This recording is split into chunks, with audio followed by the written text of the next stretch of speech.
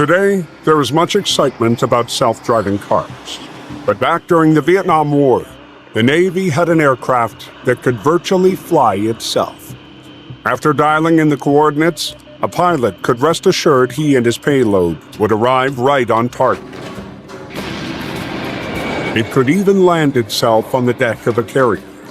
With all its advanced features and its rock-solid design, this aircraft served double duty in the U.S. Air Force for close support and treacherous rescue missions.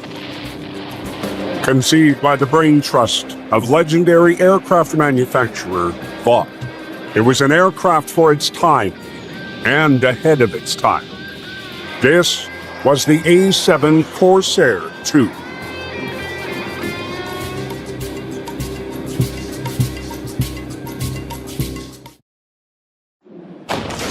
By 1963, the U.S. was heavily invested in the Vietnam War. A year earlier, Kennedy had signed the Foreign Assistance Act, offering military aid to nations on the edge of communist expansion. South Vietnam was embroiled in such a conflict as hostilities intensified with the communist North. The Americans made good on their promise, providing the South Vietnamese with equipment, training, and a growing number of military advisors. With an all-out war almost inevitable, the U.S. Armed Services began prepping for battle. The Navy was looking to replace their aging Douglas A-4 Skyhawk. It was a small, subsonic bomber, capable of carrying the same payload as the B-17 bombers of World War II. The Douglas Aircraft Company had manufactured the original A-4 Skyhawk, and they were eager to remain the Navy's light bomber manufacturer. They offered the simplest solution: build a better A-4, and they hoped to circumvent the usual competition for such contracts. However, other manufacturers, including LTV Aerospace, would not stand to be shut out of the process. The Douglas Company sold the Navy on a non-competitive buy of the A-4 Skyhawk. It was to be the A-4 D6. Our folks got wind of it and reminded the Navy that this probably ought to be a competition which Vought could participate in. And it was. I said, we ought to compete for that. So I went to Washington and I talked to George Spangenberg, who was charged of evaluation. I said, we want to compete for that, George.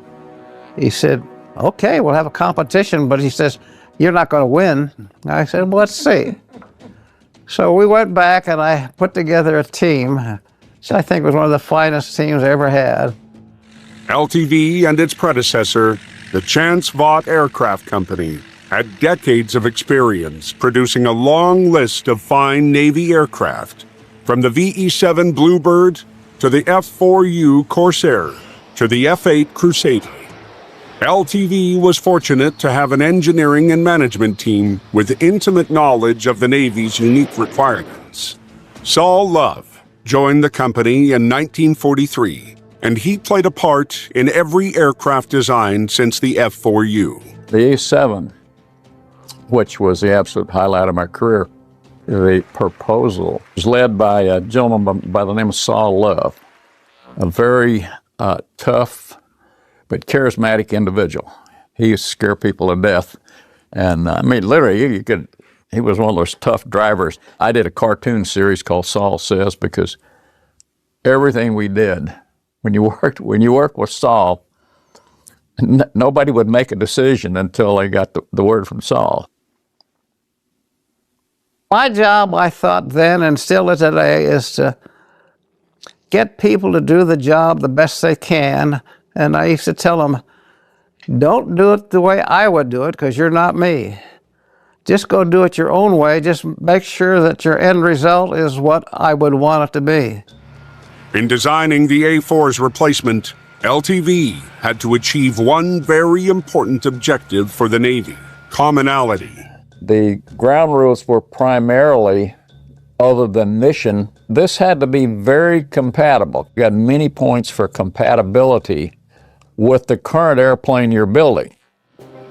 As LTV forged the Navy's next light bomber, they were also fortunate to have an excellent foundation to build upon, the F-8 Crusader. The A-7, in a large sense, was a derivative of the F-8. The Vought F-8 design was so sound. It was an outstanding fighter, had good maintainability, it was good around the boat, and the basic parameters of the airframe were really acceptable for naval operations.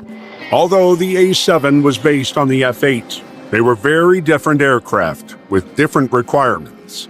The F-8 was a supersonic fighter with a monstrously long J-57 afterburning turbojet. The A-7 needed a less powerful engine to be able to execute lower altitude bombing missions with accuracy. The Navy gave us the engine. We had no choice to house that engine, and that engine drove the fuselage, drove the length. You look at taking the F-8 design and take out the J-57 turbojet, eliminate all that length of afterburner, you can shorten the tail immensely. Then we put in a turbofan, which is a little bit larger diameter with a little higher bypass, and you take the fuselage, which is rather tight, and you can beef it up and kind of box it out to make a little more room for fuel and avionics. Because you shorten the tail, you also have to shorten the nose. So that accounts for a much shorter airplane. It's going to be much easier for deck operations and hangar bay operations. It's not surprising that the A-7 was fitted with a very different wing than the F-8. As a dogfighter, the F-8 needed speed and agility, while the A-7 needed to carry a truckload of bombs on its wings.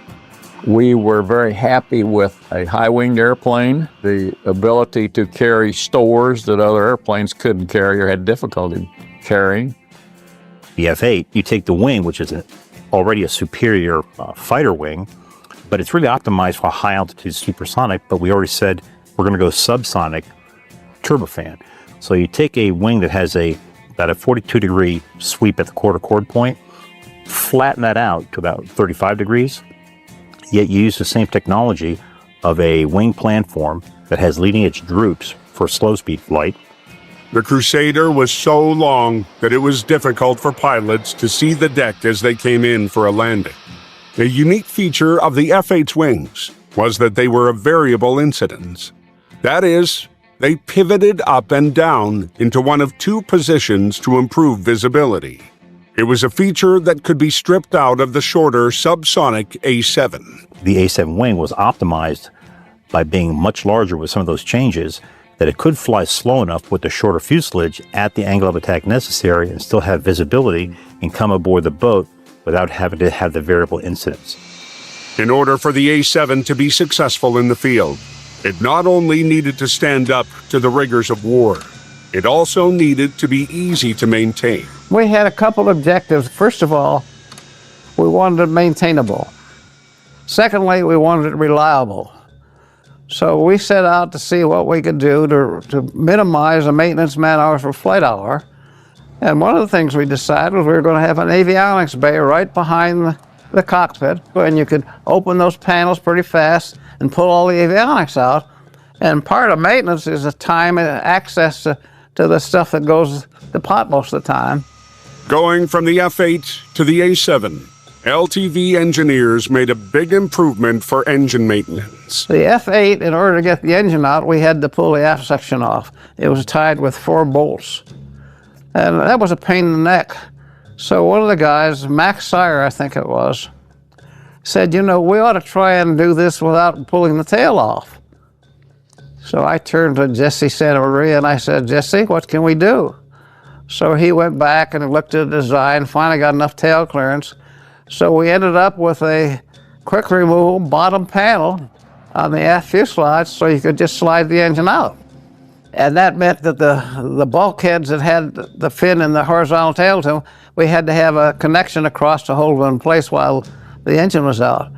These were all things we did to design for maintenance man-hours per flight hour. Although commonality was an objective, with all of the differences between the A-7 and F-8 designs, one has to wonder if any trace of the F-8 was left behind. The common parts were mostly internal. Actuators, there really weren't that many, to be honest about it. There might not have been many common parts between the two aircraft, but they shared one important feature. They were both excellent designs. LTV knew they had a winner when they submitted their proposal. When Vought submitted that design, it clearly became the winning design with all the lessons learned that the F-8 had from Vaught's many, many years in naval aviation. We submitted a proposal that guaranteed maintenance man-hours per flight hour. It guaranteed minimum approach speed, Vmax, load carrying, fatigue requirements, and we fixed price with penalties for failing to meet all the performance requirements. And they convinced me that I needed to make a movie. I said, not me, and Connie Lau, who was a dear friend, who was the original program manager and who said, you're going to make a movie. So I made a movie, and when I was part of the proposal. We were so certain of the win. We called ourselves a winning team, took pictures. As good as the A-7 proposal was, one of the darkest days in American history might have eclipsed the entire program of the Texas-based manufacturer. That was 1963, and we won the competition. But Kennedy got assassinated in '63 in November, and they would not let him announce the winner. And they wanted to change it because of Kennedy's assassination. We thought that we were gone because Kennedy was killed here, and there was no love lost between the East and the West in this country, and especially when you're talking politics. The A-7's future was in turmoil. However, clearer heads would prevail at the Navy Bureau of Aviation. Politics were put aside, and the best interest of the nation and Navy were put at the forefront. Two people stopped that. George Spangenberg, who was charge of evaluation, and Hank Surstead, who was a Navy program manager. They refused to concede. And finally, in 1964, March, they announced the winner, and we were the winners. In recognition of its great potential, the A-7 would share its name with a fine lineage of Vought aircraft, all called Corsairs. The original Corsair was the O-2U, built in 1926. Another follow-on version, the O-4U, was a Corsair that it could be called the Corsair II. Then the F-4U was the Corsair, maybe the Corsair III. Goodyear built some of the F-2G1s, the beefed-up Corsairs.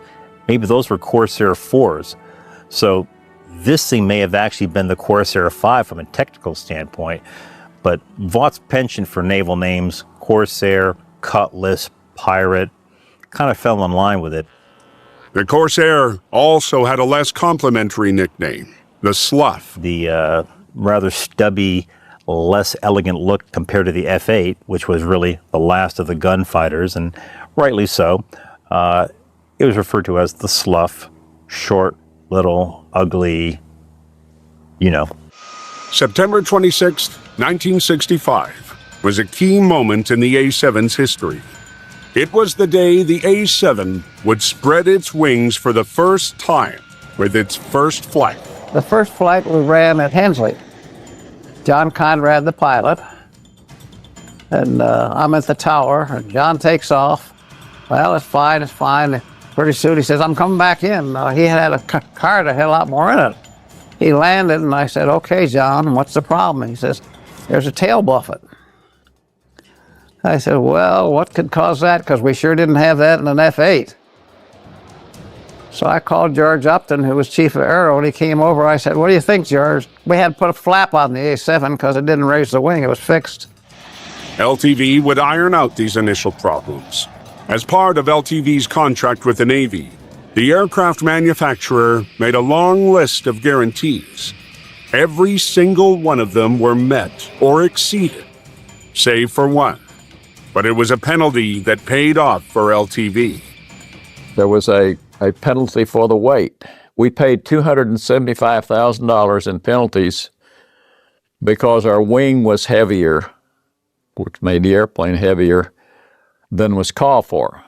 We paid that price, which allowed us in later years, we could carry a lot more stores on the main wing beam. One of the most remarkable aspects of the A-7 program was just how quickly the aircraft progressed from the drawing board to the air and into service with the Navy. It was about 20 months from contract initiation till the prototype flew, which was a very quick time. Some had actually done faster, like some of Kelly Johnson's amazing thing, but for a tactical airplane in that time frame, 20 months from contract to prototype flight was amazing. A little over a year from first flight to delivery. 15 months it was in combat, which I can't conceive of over 20 years for the F-22, from contract award to delivery of the first airplane, over 20 years. What do you do for 20 years? The F-35, gonna be about 15. The need to begin rolling aircraft off the assembly line was undeniable. In 1964, the same year LTV won the contract, the fallout from the Gulf of Tonkin incident led the U.S. into a full-scale war in Vietnam. The A-7 became operational in 1967. It was first distributed to A-4 squadrons on both the Atlantic and Pacific coasts as part of a transition and upgrade to the new lightweight bomber. Though it quickly became a favorite amongst pilots, the team at LTV recognized the first models would need some adjustments to deal with the real-world battlefield conditions in Vietnam. I said, there's two things are wrong with this thing. The engine doesn't have enough thrust, and you ought to put in a bigger engine, but you're going to have to make that change because you set the engine requirement at the beginning. And the second, you don't have the ECM gear in it, and this airplane is going to need it over in Vietnam. No, we don't need it. About a quarter of the way through A-7A, the Navy came in, and at this stage of the game, the program manager was Tom Gallagher. He says, Sal, he says, we're going to have you put in provisions. I said, you're going to stop the line? Yeah. I said, it ain't fixed price anymore. He said, no. So the A-7B was established. The ECM gear, or electronic countermeasures, could jam or deceive enemy radar, and a more powerful engine helped with the hot, humid jungle conditions, which could make for sluggish takeoffs. The A-7As flew with the TF-30 P6 engine. That put out about 11,200 pounds of thrust. Pretty good for the airplane at the time. The A-7B had a modification with what they call beep flaps to help reduce drag on acceleration and get some better takeoff and climb performance. And they used the TF-30 P8 that bumped the thrust up to about 12,300 pounds of thrust. Like a father watching over his newborns, Saul Love deployed with the first A-7s to Vietnam, or at least he attempted to, before the North Koreans shattered the Navy's plan. I started them with the A-7 deploying with the first squadron to Tonkin Bay, and one of the things I have in my office is Tonkin Bay Golf Club, I guess it is. And I'm on the Hancock, we're on the way, and you remember the Pueblo incident, where North Korea took over the Pueblo, and the Hancock gets orders to change their deployment to the Sea of Japan with the A-7s. And the skipper calls me, he says, you got a choice, Mr. Love. He said, you can take a chopper over to the Ticonderoga and go to the Tonkin Gulf and then get to wherever you're gonna go. Or you can stay on the Hancock and maybe we can offload you at Kubi. So we chose to take the chopper over the Ticonderoga rather than end up at the Sea of Japan. And the Admiral flies over with his band.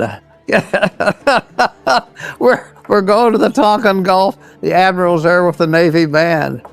So I ended up spending the night in the wardroom of the Ticonderoga, but that's how much I missed the first deployment of A-7s.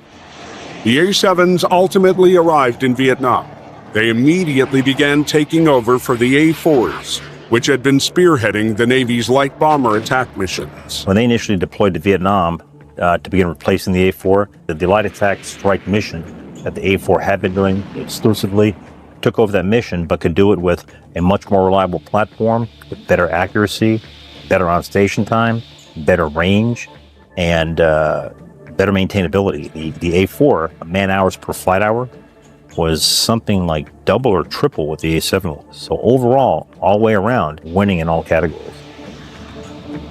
The A-7 was an exceptional aircraft and filled the Navy's need for a light bomber in the jungles of Vietnam. It was so impressive, some wondered whether it might serve double duty with the United States Air Force.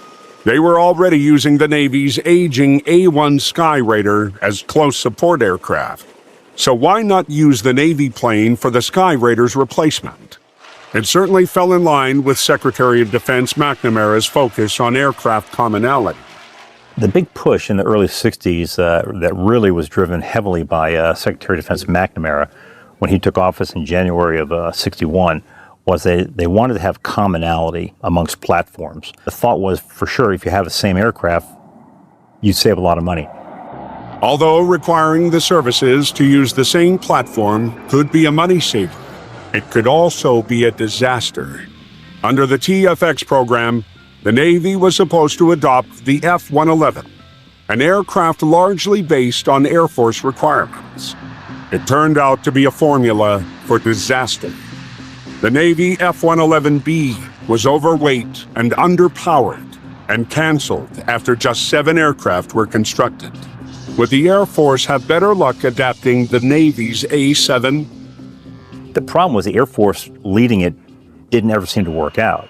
But by the time the valve study was completed and the Navy was running with the A-7 program, the Air Force saw the promise in that airframe as new technologies, very efficient airframe, great bombing capability, and they determined that we should get those too. So the Secretary of Defense assigned the Air Force a program in 1965 to work with the Navy to develop another version of the A-7 for the Air Force's use. The Navy bought it. The Air Force was forced to buy it by DOD, but it turned out to be one of the best buys they ever made, a screaming bargain. The airplanes were delivered for around $2 million a piece. The Air Force would take an already exceptional A-7 design and make it even better, insisting on a whole host of electronic upgrades and more powerful engine. The A-7's early version was really a replacement for the A-4, a pretty basic jet with some modern technologies coming in, some bomb intervalometers and things like that, and a TF-30 engine, pretty good technology for the time. But the Air Force got involved and said, we'll have a common airframe, we'll use this, but we want a lot more changes. Adapting the A-7 design made sense. The Air Force knew the A-7 was a solid airframe to build upon, and modifying it would rapidly provide them with a modern-day replacement for the Skyraider. Still, the services had an inherent reluctance to borrow aircraft from each other. Over my years in the industry, I discovered the personality of the services. The guy who has a bunch of money operates differently than a guy that doesn't have much money. The big Air Force pays more for everything. I'm not from an Air Force background, but I come to know the Air Force as the biggest committee at the longest table on earth. The Air Force was very demanding about the features and performance it expected from the A-7D. Instead of frustrating the company, they pushed the engineers at LTV to deliver a state-of-the-art aircraft. I was the lead designer on the A-7, and I sure absorbed all the heat from the Navy and Air Force on the A-7DE. The Air Force program manager, he wanted a full digital airplane. There wasn't one flying at that day. And he also wanted a heads-up display. And so I sent John Conrad over to Europe to fly the heads-up display in the Buccaneer, which was an analog. And nobody in this country would bid on the thing other than a best effort. The only one who would bid on it was Elliott's in London. They had developed the one on the Buccaneer. So we placed a contract with them, and I will tell you, they did an outstanding job on that thing. Although we had some fun in the process because interesting country. Come tea time, everybody shuts down. The A-7 was the first all-digital electronic airplane. It had the first HUD, the first head-up display. It had the first digital nav web delivery system that worked. The A6 was the A6 had. It wasn't working on the A6. Their development problems continued on. The A7 was working immediately. A whole host of new technologies went into the avionics. This had to do with a forward-looking ranging radar that had terrain following, terrain avoidance capability. A very complex weapon system involved a miniaturized digital computer that was kind of the first of its kind. A very complex HUD system that was driven by the computer that showed flight symbology with a velocity vector, pitch lines, so that the pilot could look out the window straight ahead and get information about altitude, airspeed, dive angle, flight path, and then even have information from radar warning receivers about potential missile threats displayed right in his head without ever having to look inside the cockpit. And that was important because they were developing what we would call today the HOTAS methods of flying, hands on stick and throttle all the time, never having to reach in to change things around. So that level of technology was put into the A-7 under the Air Force's guides. Seeing the advanced avionics and weapon system in the proposed USAF A-7D model, the Navy wanted to take advantage of the same technology for themselves and incorporate it into their own aircraft. These would become the A-7E models. The Navy was saying, great, we'll add some things here too. We'll add a few more things for carrier suitability. And in short order, you had the A-7 in two major models, the A-7D and the A-7E. And not much difference internally for both airplanes. Both the USAF Corsairs and the new Navy models would take advantage of more powerful engines. When the Air Force made the modifications to build the D model, they went another step further with the Rolls-Royce Spade design, TF-41, and that one took the thrust up to about 14,500 pounds of thrust. Pretty significant increase.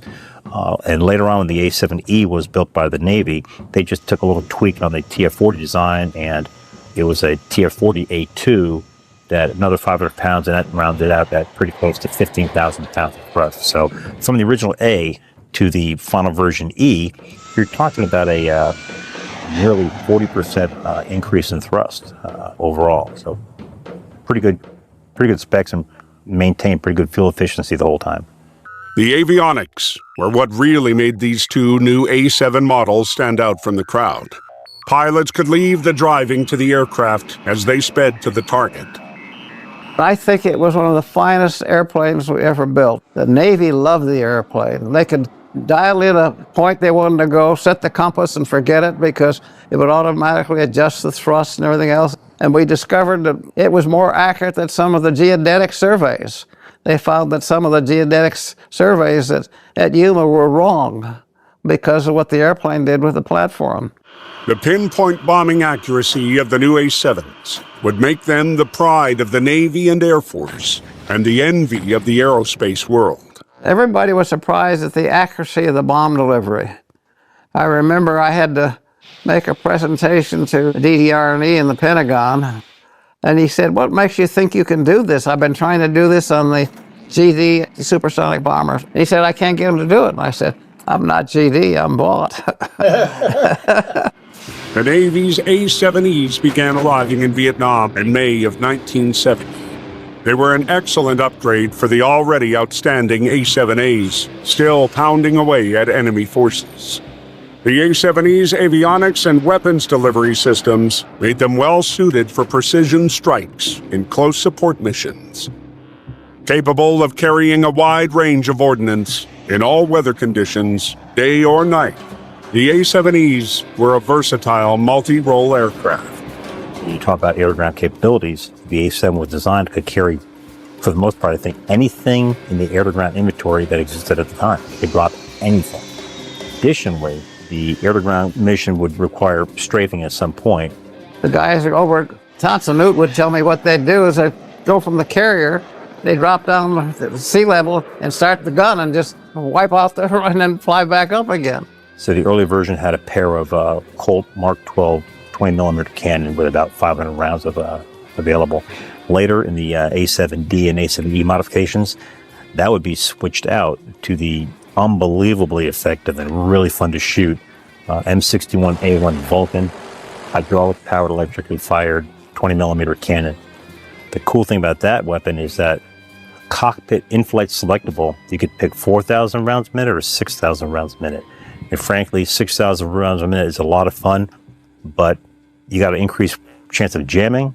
And if you can't hit it at 4,000, 6,000 rounds a minute, it's not going to help you. The Air Force's A-7Ds would arrive later in the conflict.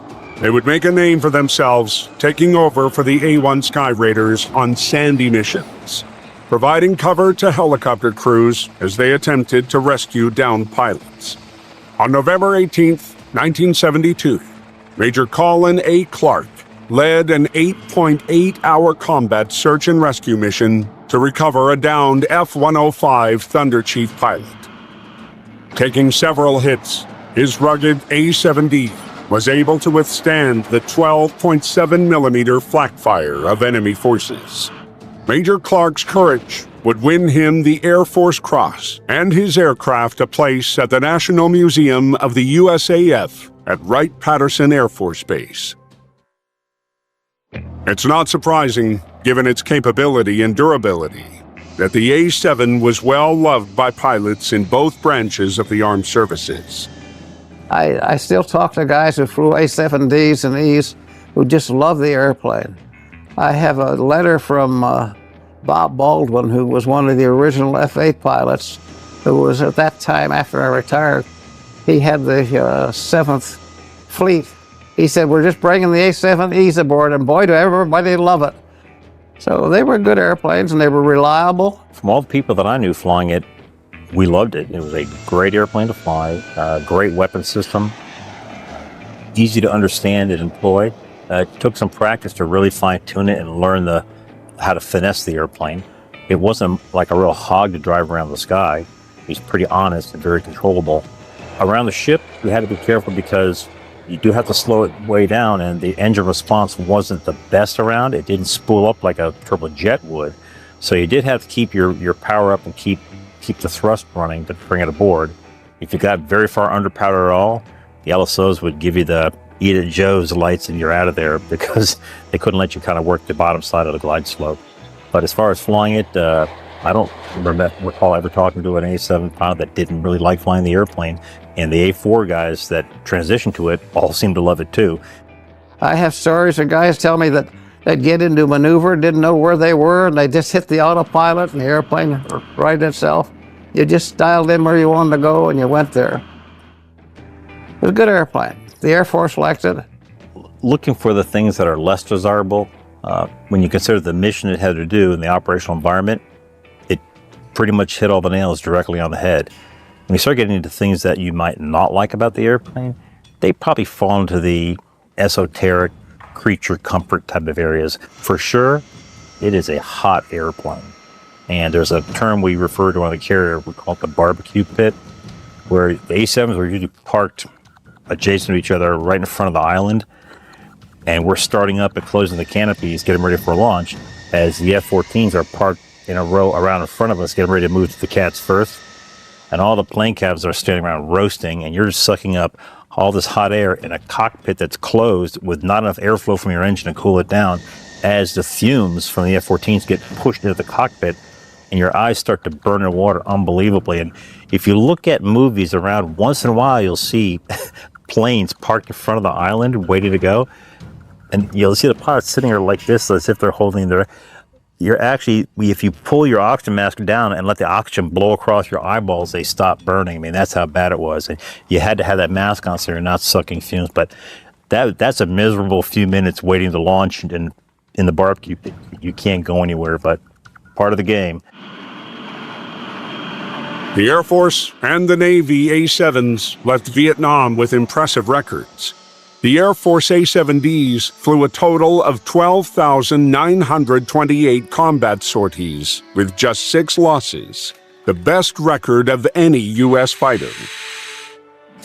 The Navy A-7s were equally successful, hitting and destroying countless targets, including the Than Hau Bridge. On October 6, 1972, 4 A-7s carrying a combination of conventional and television-guided walleye bombs were able to break the bridge in half, knocking it out for the rest of the war. Like every great airplane, there comes a time when a new aircraft emerges with even more advanced capabilities to supplant it. After finishing operations in Vietnam, A-7Ds operating out of Korat, Thailand, were utilized in Cambodia against the Khmer Rouge. When they returned home to the U.S., the aircraft were transferred to the Air National Guard. Vought would reconfigure the A-7 into a deadly night attacker for the ANG under the LANA program. Jim Reed would jump in the airplane, set it in the computer, jump in the airplane, take off, turn it over the computer. At night, 500 knots over the deck at night, come to the target, pull up, drop the bomb, come home, and Jim would never have to touch the controls till he got to back to Hensley. Now that's given the years I was on, that is an incredible avionics, an incredible engineering feat. But that's the kind of people we had. Though A-7s had a distinguished record in Vietnam, the Air Force still held a grudge about using a Navy aircraft for its missions. They were eager to develop their own close support aircraft and would choose the A-10 Thunderbolt II as the A-7D's replacement. The Navy A-7s would have a longer tenure and would participate in Operation Desert Storm and Shield in the 1990s, in important but much smaller roles compared to Vietnam. Even by the late 70s, a new multi-role fighter had been in the works, which would supplant the A-7 on the U.S. Navy's carriers. By the late 70s, the A-7 was already aging out as a weapons platform and new technology were coming. The F-14 was getting along in its tooth already too, so a new jet was called for, and the fourth generation F-18 was beginning to roll off the drawing board. A very capable airplane with the newer technologies and the awesome F-404 engines. That was coming out, hitting the fleet in about 1983 timeframe. The transition plan was pretty much that A-7 squadrons would transition to the F-18, and it was a clean transition since they were both single-seat aircraft initially. If you look at the HUD design of the F-18, it's very identical to the A-7. That basic layout is pretty much how it works, and that's the standard. Though the F-18 was a next-generation aircraft, the A-7 could still hold its own in a bombing competition, given its advanced avionics and weapons delivery systems. In the early 80s, I can recall being at Cecil Field at a squadron picnic with VA-46 when we heard a really strange loud noise, and we all looked up and we saw the first F-18s in the break coming in to land at Cecil Field, and we're all just dumbfounded watching and said, they're here. And as we're watching them land, we're all saying, they're going to have to earn their spot at the bar. And in short order, we were having bombing contests. And at first, we were out bombing them because they had a new airplane that was much more capable, but they hadn't really learned it yet. Eventually, they'd be right in there and started winning some bombing contests. But the A-7 held its own for a while because it's just a really good bombing platform and very accurate. Lieutenant Commander Michael Psycho McLeod had an opportunity to fly both the A-7 and F-18 for the U.S. Navy. He originally saw the A-7 as merely a stepping stone for the F-18, but the older aeroplane quickly became a favorite. The F-18 was just coming out in '83, and I was right in the middle of flight school, so that was the way to go. Then, as I got to fly the airplane, I learned more about it. It was just a very honest, sweet flying airplane. And then the mission was fantastic too. Low-level attack. It has some self-defense capability with the AIM-9 sidewinders. So it pretty much was a jack-of-all-trades airplane. Very efficient, good fuel specs. You can stay airborne a long time, and great to fly around the boat. My last A-7 flight was at VX-5 at China Lake, just finishing up that 3-year tour doing test work. I like going to air shows and seeing all the restored aircraft at museums. The problem you have is that there's no restored A-7s. There's nothing out there flying around. So unless you can find one at a museum, it's a kind of a rare bird to get your hands on. I have a few friends that work here at the Valiant Air Command Warbird Museum, and They said I could come up and see the airplane and get up inside and take a look at the cockpit and visit where I used to work. Looks like it'll be a real fun thing to do today.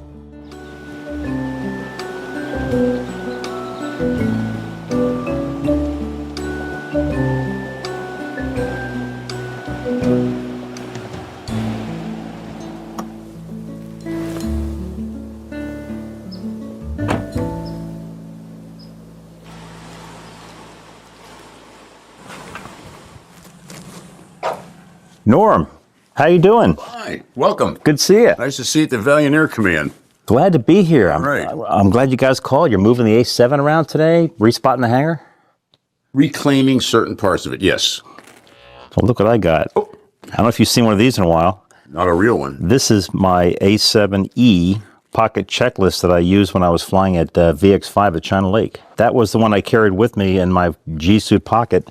I'd swap them out. If I was going out in the A-7, I'd throw that in the pocket. If I was going out in the F-18, I'd swap them out. But It just says A7, so you got the right one. That's the one I was using, and I haven't used that thing in 27 years.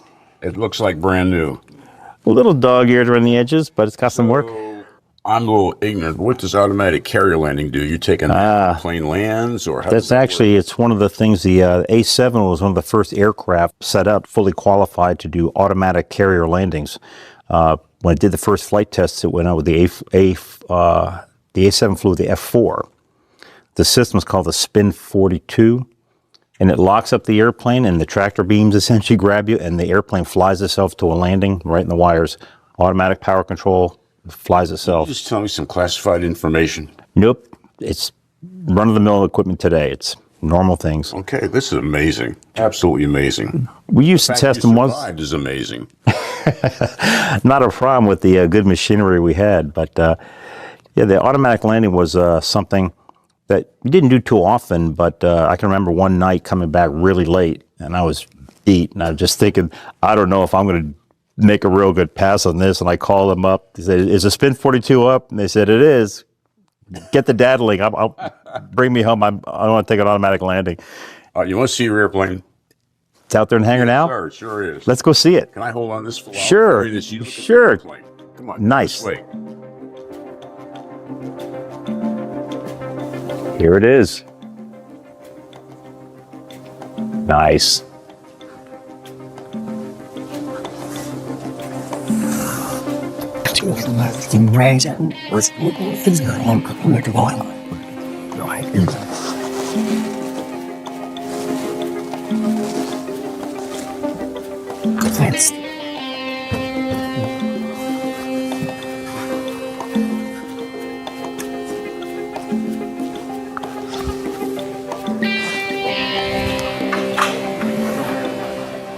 Nice job. Excellent. Thank you. These guys, everybody helps. Everybody works. Andy. Nice. Nice to meet you, Andy. Tom. Hey, Tom. Excellent. So we're happy you're here. Thanks for inviting me out. Nice work you guys are doing out here. This is tough machines to keep in this kind of condition. I mean, Thank you. with all the alloys and titanium, I guess corrosion is your worst enemy, but you guys look like you've conquered it. Great. So how long have you actually had this airplane here? It's been here a few years now. Just finished restoring about a year and a half ago. How long did that whole process take? Some airplanes 4 years, some 2, some 1.5. Wow. Keep Yeah. you busy. Some 7. Do you also restore the cockpit too? This one, yes. Really? Mm-hmm. Any chance I could take a peek in the office? For special people, yes. I haven't seen the inside of one of these things in 27 years. You're special people. Awesome. Let's do it. Okay. Great.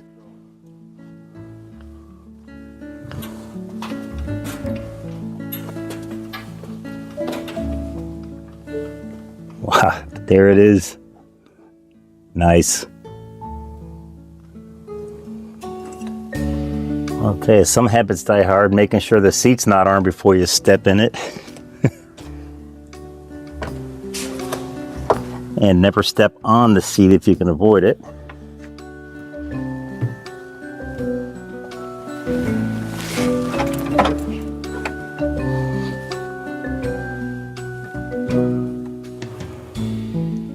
Excellent. Much better visibility than an airliner, that's for sure. Climb in the cockpit and you do a sweep starting at the aft left console. You check your oxygen and G-suite connections, make sure those are in there.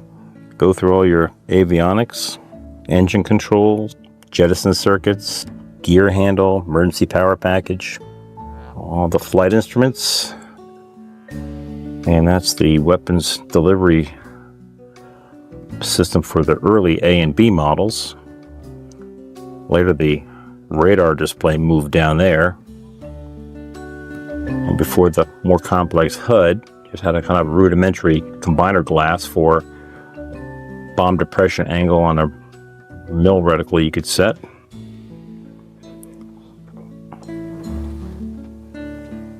The always friendly tail hook handle. Some tack-in, radios, navigation computer, and a glove box for some things.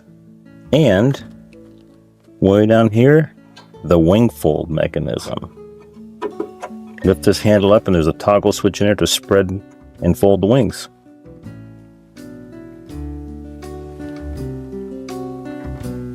All the important parts.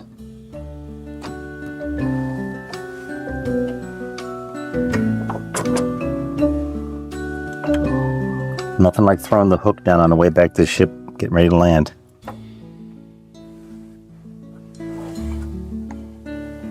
Cool. The A-7 is a particularly important aircraft. It served well. The pilots liked it. It executed everything a pilot asked it to do. The pilots that flew those things swear by it. So when we had the opportunity to grab that airplane, we wanted to restore it in its original configuration with the Death Head logo. So it took about 1.5 years to do that, but we're very happy with the results. Good to go. By the late 1980s, the A-10 was a decade-old platform, and the USAF was considering its options for ground support. The Vought team came up with an out-of-the-box solution. Why not use an A-7, the very plane the A-10 had replaced? The Y-7F came out of a very aggressive effort by a couple of Vought people who responded to an Air Force request for a study of ground support machinery. And instead of responding with the study that they asked for, we responded with a proposal for what we call the strike fighter, which we took the A-7D airframe and put in an F-100 engine, much more modern engine, more thrust. And with the additional power, we could take off with our maximum loads. The airplane A-7 already carried an incredible amount of ordnance. We could honk that load off in far less distance and operate out of smaller fields. It allows you to deliver weapons with much greater accuracy, and is a much more economical airplane to operate. You can have lots more of them around, and numbers do count in wars. The YA-7F could have been a rapid-fire solution to the USAF's needs. But it had one feature the Air Force couldn't live with. It was a Navy plane. It was successful. We got the Air Force's attention, and we got a contract for 2 airplanes. We built the 2 airplanes. The airplane was flight tested, very successful. There were 2 elements that affected it. One was we stopped marketing once we got the contract, which is death when you deal with a Navy contractor with the Air Force, and that is they don't want another Navy airplane. The A-7, a stable and reliable platform, continued to serve in the U.S. Armed Services into the early 90s. Other countries operated them for even longer. The Corsair IIs just missed out on their golden anniversary. The Hellenic Air Force A-7s were retired in 2014. 49 years after the first prototype flight. From 1918 to 2014, 96 years, Vought aircraft were in continuous use by the Navy and other nations around the world.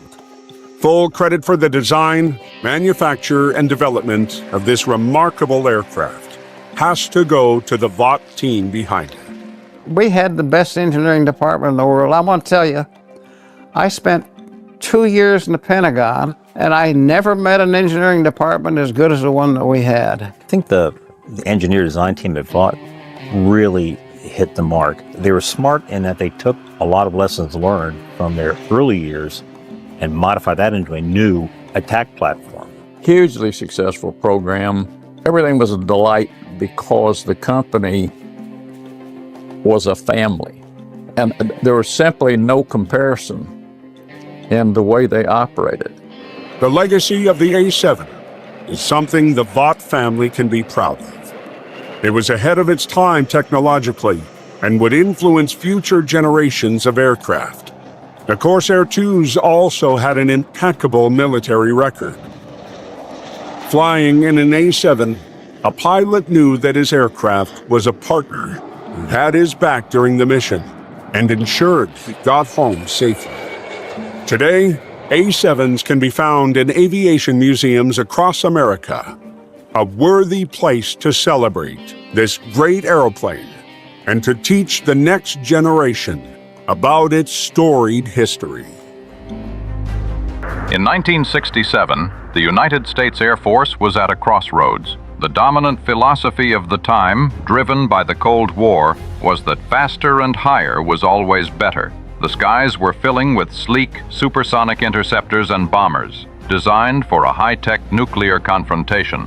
But halfway around the world, in Southeast Asia, a low-tech, grinding war in the mud was proving this philosophy fatally flawed. America's most advanced jets, the F-4 Phantom and F-105 Thunderchief, were proving to be terrible tools for supporting troops on the ground. They were too fast to see the enemy, too fragile to withstand ground fire, and their time on target was measured in seconds. The most effective aircraft for the Close Air Support Mission, or CAS, was a prop-driven, piston-engine relic from a previous war, the A-1 Skyrader. It could fly slow, carry a massive bomb load, and soak up incredible amounts of damage. This realization sparked a quiet but fierce debate within the Pentagon. A small, forward-thinking group championed a new, purpose-built aircraft. This AX, or Attack Experimental Program, called for a jet that was, by the standards of the day, a step backward. It had to be slow, simple, cheap, and above all, survivable. Two companies entered the fly-off, Northrop with its YA-9 and Fairchild Republic with its YA-10. Fairchild Republic had a special pedigree. It was the descendant of the company that built the P-47 Thunderbolt, the legendary Jug that had perfected the ground attack role over Europe. They understood the mission in their corporate DNA. Their YA-10 was an uncompromising, brutalist piece of engineering.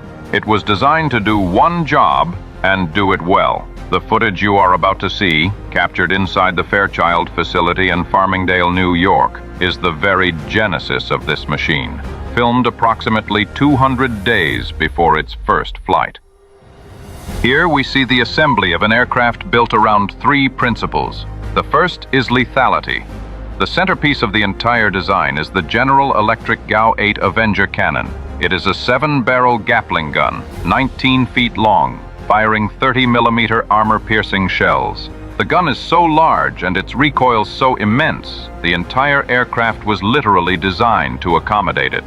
In this footage you can see the massive weapon being integrated, a process that dictated the plane's final form. The front landing gear is offset to the right, a visible compromise because the gun's firing barrel sits on the absolute center line of the airframe.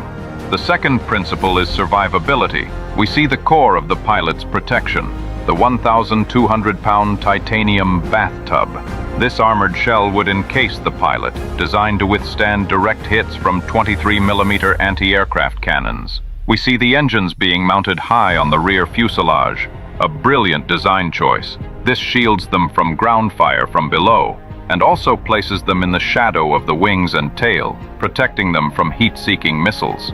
The third principle is simplicity. The YA-10 was built for a rough life on the front lines. Its broad, straight wings provide immense lift for low-speed flight and allow it to operate from short, damaged, or unpaved airstrips.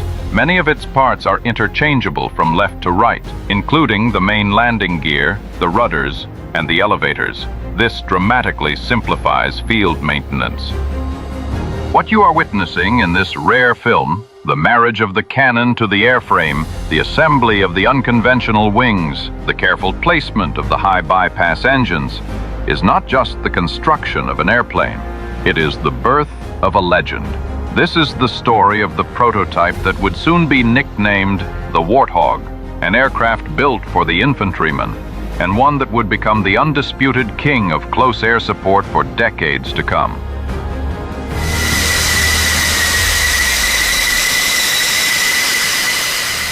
In 1990, this quiet beach was transformed into a war zone.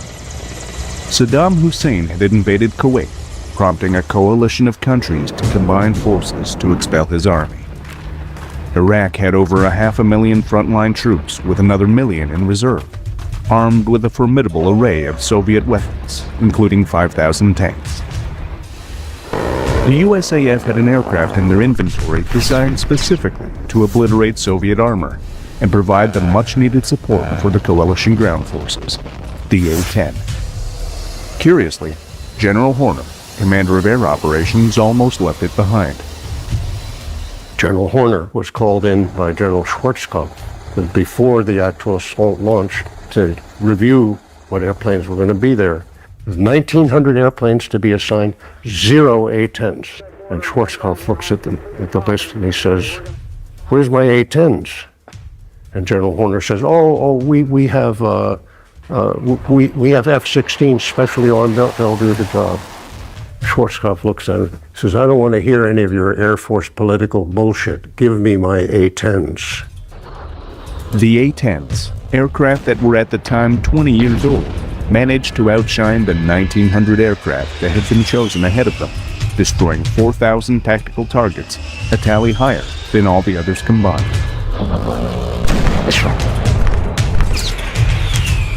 With such an impressive performance, why was the USAF so reluctant to bring the Warthog to war? What was it about this tank-busting machine that repulsed them so much? To understand the mystery of the A-10, we have to look back to the origins of the USAF. In World War I and II, the Air Force had been a branch of the U.S. Army. Over time, the role of the Air Force evolved with improved technology and battlefield experience.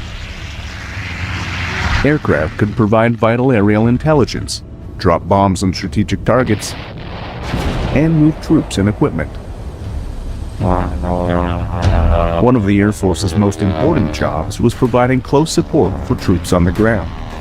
That is, working closely with soldiers on the battlefield and executing the difficult mission of destroying enemy forces without causing casualties to nearby friendlies. As important as this mission was to the overall success of military campaigns, it was despised by many Air Force generals of the day.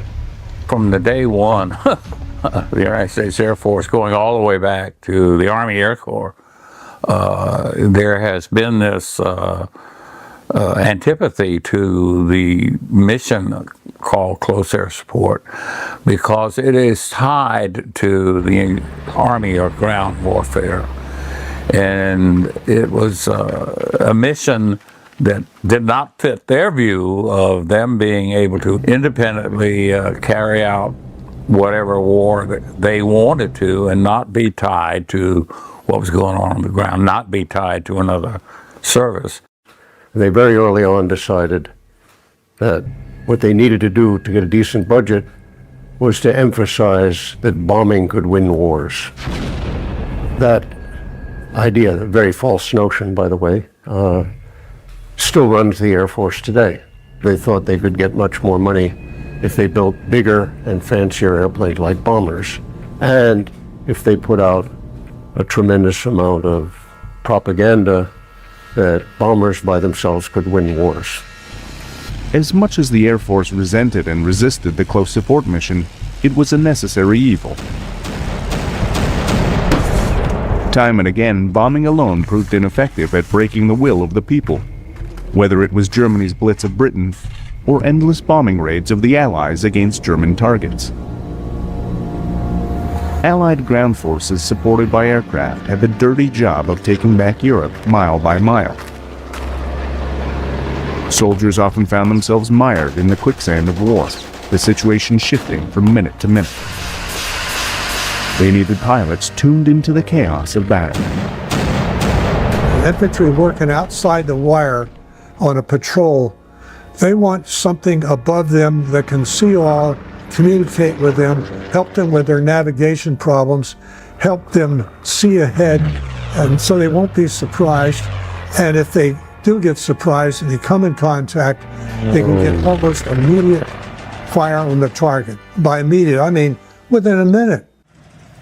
As much as the Air Force wanted to focus on bombing missions, they still managed to produce some legendary close support aircraft, albeit by blind luck. The P-47, which was the original Thunderbolt, that airplane turned out to be a close support airplane totally by accident, which is typical of the Air Force. Since the Air Force didn't care to do close support, obviously they weren't going to design airplanes for it. They designed the P-47 as their approach to the greatest thing in the sky, to shoot down Messerschmitts. In fact, it was not the greatest thing in the sky to shoot down Messerschmitts. It racked up a very good combat record in air-to-air combat because it had some, fabulously good pilots, which count far more than airplanes. By pure accident, it turned out it was a wonderful close support machine because it had a huge radial cast iron engine right in front of the pilot, which was like built-in armor for him from the front. Could carry a big load because it was a big airplane, too big to be a good air-to-air fighter. And the engine was very survivable because it didn't have a liquid-cooled engine and radiator. So basically, rifle bullets couldn't bring it down very easily. The P-47 could come home with, 20 or 30 holes in it. And so it racked up a terrific record. Close support was not considered the most glamorous job, but it was a vital one. The pilots of the 365th Fighter Group, also known as the Hellhawks, flew their P-47 Thunderbolts in one of the most important operations of the war. It was realized in the Allied headquarters that they needed a tactical air force to support the ground troops directly during the process of the invasion of Normandy. So they needed a dedicated fleet of aircraft, both bombers, transport, and fighters, to seize control of the air and then support the ground troops. So the Hellhawks got drafted, probably not by choice, into that role. They dreamed of themselves as the high-flying pilots with a scarf streaming behind their neck, but they began to realize that they could play a crucial role on the battlefield, and they became very connected emotionally with the GIs on the ground and helping them out. The Thunderbolt's impact would last long after World War II. The aircraft's success would set the mold for all future close support missions. The importance of the P-47 and the Hellhawks and the way they use that airplane in combat is still with us today, 65 years later. Since World War II, with a few exceptions in Korea in the early days of that war, American ground troops have never fought without air superiority, without complete confidence that any aircraft they saw overhead was a friendly one. And that's a legacy of the P-47's ability to control the battlefield immediately over the front lines where the fighting was heaviest. As the war came to the close, a new weapon emerged which changed warfare forever. The dropping of atomic bombs sealed the fate of Japan in World War II. It also seemed to solidify the position of bomber generals who believed that bombing could win wars alone.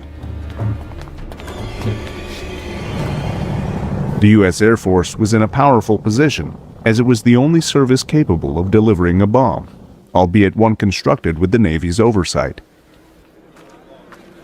Though the Army and Navy were not enthused about sharing their budgets with a young competitor and slowed and sabotaged the process wherever they could not stop the inevitable. And on September 18, 1947, an independent United States Air Force was born. Though the Army and Air Force were separate entities, the Army relied on aircraft to operate, to transport troops and equipment, and for the vital mission of close support. In 1947, a document was hammered out between the armed services to divide up the roles and missions of their respective fleets of aircraft. The Army and the Air Force had negotiated a set of unbelievably bad agreements. I mean, bad for the taxpayer and bad for the soldier, called the Key West Agreements, by which they agreed to divvy up air assets. The Army would be in control of all helicopters, and the Air Force would be in control of all fixed-wing airplanes. And the deal was that the Air Force would not object to the Army getting very large numbers of these, would not object to them, doing armed versions of them, and in return the Air Force promised, we'll give you lots of close support. A young colonel, Avery Kay, took part in these negotiations. He was a highly decorated and respected officer, having navigated the lead B-17 in the Schweinfurt raids, a treacherous mission to cripple Germany's industrial might. Colonel Kay soon realized that navigating through the politics stemming from the inter-service rivalries was no easier. He was probably one of the most ethical officers I've ever known, a guy of enormous character and courage, almost to the extent of naivete, being just naive about what bureaucratic chicanery is all about. He came to realize within a year or two after having served in these negotiations and written some of this language where the Air Force promised to deliver close support, he realized the Air Force had no intention of ever delivering that support. And out of conscience, he felt personally responsible and guilty that the Air Force had not delivered and that he had personally participated in the lie. And he dedicated the rest of his career to creating a close support airplane that would deliver on the promises that he had been part of. In just a few years, the USAF's short-sightedness when it came to close support became blatantly obvious. The Korean War was not decided with an atomic bomb blast. It was a grueling conventional war. Here, the USAF pinned their hopes on their speedy new jet fighters. They may have been state-of-the-art, but they were too fast and without the range to be effective close support aircraft. P-51 Mustangs left over from World War II were taken out of storage and shipped over as a makeshift solution. These aging aircraft suffered heavy losses as their engines were vulnerable to ground fire. The Navy and Marines, with their A-1 Skyraiders and F-4 Corsairs respectively, took the lion's share of the close support work, and they did so brilliantly.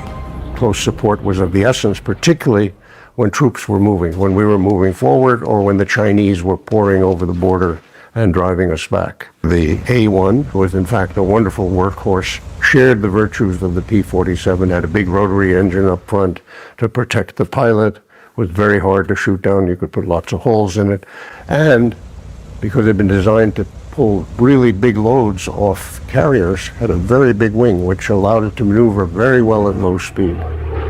That airplane did brilliant work, particularly in the hands of the Navy squadrons that had it. The USAF seemed blind to the lessons learned in Korea and oblivious to the idea that there might be another conventional war. In the years that followed, they continued to focus on building nuclear-armed bombers and jets in preparation for an atomic war with the Soviets. The Army realized that they might have to take the close support mission into their own hands. Chuck Myers recalls Army tests he participated in at Fort Rucker. A lot of guys in the Army, particularly on the aviation side, felt that the Navy and the Air Force were not going to provide them what they needed, which they referred to as organic air support. The only option they had was somehow try to figure out how to do it with helicopters. And that's what was going on at Fort Rucker, was experimenting with helicopters. They were reinventing our old Army Air Corps. My primary helicopter that I was using was an H-13. They had strapped 30 caliber machine guns to the rails. When hostilities boiled over in a tiny country in Southeast Asia, the USAF once again found themselves unprepared. Well, what happened in Vietnam is we went into Vietnam in the Air Force, in particular with aircraft that were not suitable for the situations that we encountered. In the skies, the USAF needed agile dogfighters capable of keeping up with Soviet-made MiGs. Instead, they had aircraft built to drop atomic bombs and fighters that lacked the basic cannon for shooting down opponents at close range. In terms of close support, they were just as ill-equipped as they had been for the Korean campaign. The USAF were forced to use ancient Navy A-1 Skyraiders to take up the slack. In Vietnam, the great hero of the war was the A-1 again. And the A-1 by that time had been sent to the boneyard. The Navy didn't want to hear about it. And somebody in Special Forces had the sense to see, we need that airplane, and convinced Secretary McNamara to bring A-1s back out of the boneyard, refurbish them. Not surprisingly, the Air Force were less than enthusiastic about having the Skyraider jammed down their throat by McNamara. There was nothing that was more hated in the Air Force than to pull out a Navy airplane that had reciprocating engines, no jet, cruised at about 140 miles an hour, right? I mean, this was like anathema to the Air Force. Though the Skyraiders were an unwelcome gift from the Navy, they proved themselves again, just as they had in Korea. The A-1 was a very fine bombing platform, and we could get close to the target and be far more active than they could with an F-100 who had to go up, drop his bombs, and get back home quickly before it ran out of fuel. It saved probably several hundred CIA camps in the jungle that were being overrun, at night by VC and some North Vietnamese regulars. It would take ultimate damage. Bernie Fisher, who landed during the Battle of Ash Shaw and picked up a lad who had crashed just off the runway. He had, I forget what, 20 or 30 bullet holes through that thing. While the USAF was trudging forward in Vietnam with the Skyraider, Colonel K, an advocate for close support aircraft, found himself in a new office with a clandestine mission. Colonel Avery K. He wound up in 1966 in an office, a staff office to the Chief of Staff of the Air Force at the Pentagon headquarters called Concepts and Doctrine. Concepts and Doctrine was a smokescreen. What it really was about was a term of art in the military called roles and missions. What roles and missions means is your job is to defend the Air Force budget against raids by the Army and by the Navy. At the time, the U.S. Army was in development of a costly new helicopter called the Cheyenne. It was built for the mission that the USAF detested, close support. 50% more than the Air Force's most expensive fighter, the F-4, K recognized that the Cheyenne was a threat to the Air Force's budget. He also saw an opportunity to leverage the situation to fulfill the Air Force's old promise to the Army. He realized, if the Army does this, if the Army builds this super expensive $4.5 million helicopter, they're going to want 1,000 of them at least. Where's the money going to come from? It's going to come out of the Air Force budget. Perfectly correct perception. He also perceived that this would be a powerful incentive for the Chief of Staff to develop a close support airplane to make sure that the Army didn't get all that money. K's plan of creating a close support aircraft to thwart the Cheyenne filtered its way up to the Chief of Staff of the time, John P. McConnell. Though McConnell was a bomber general and loathed the close support mission, he had fears about relinquishing it to the Army. If you let the Army get away with that Cheyenne helicopter, that costs 50% more than our most expensive fighter, that money's going to come out of your hide, and you're going to go down in history as the Chief of Staff who gave up the close support mission. Of course, no Chief of Staff wants to do that. They're all very worried about their legacy. March on, start developing a close support airplane, make sure it's cheaper than the Cheyenne, and make sure it's much more lethal and much more survivable, so that we have a real case that the money should go to our airplane. Given the green light to create the USAF's first purpose-built close support plane, Colonel K had to build the brain trust that would help shape the aircraft's specifications. At the time, Pierre Sprey was working for Secretary of Defense McNamara, analyzing the USAF's aircraft inventory in Europe. I've been assigned to do, are we wasting our money on airplanes in Europe? Are we doing the right thing? Are we buying the right fighters to stop 90 or 100 divisions of Soviets from sweeping over Europe? That was the number one threat in the U.S. military strategy at that point. My conclusion was, we are wasting our money. We need to stop buying so many bombing airplanes. At that time it was called interdiction. We need to focus on close support, on actually helping our defending tank troops and anti-armor and so on with airplanes that can do the job right at the point of battle. That made me public enemy number one of the Air Force instantly. Realizing he had found a like-minded maverick in Pierre Sprey, Colonel K approached him about joining his team. He says, Mr. Sprey, I've read your paper. I see that you're a big supporter of close support and you think we should be spending lots more money on it. I've been assigned through my boss, and the Chief of Staff has approved, that we start a great close support airplane. He says, I'm stuck because the entire Air Force is sabotaging me. And the rest of them don't want to do it, just the Chief of Staff. And we badly need help. We have no real technical people. Will you help us? There was no way in conscience that I could turn him down. It was such an absolutely correct thing to do and so badly needed. I said, I'll help you in any way I can. To help Sprey and Colonel K develop the ultimate close support aircraft, they enlisted the help of A-1 pilots fresh out of Vietnam. Their first-hand experience working with the Army would prove invaluable in creating the new aircraft, then simply known as AX. Tom Christie, who helped examine potential contenders for the AX's weaponry, recalls the passion of K's group.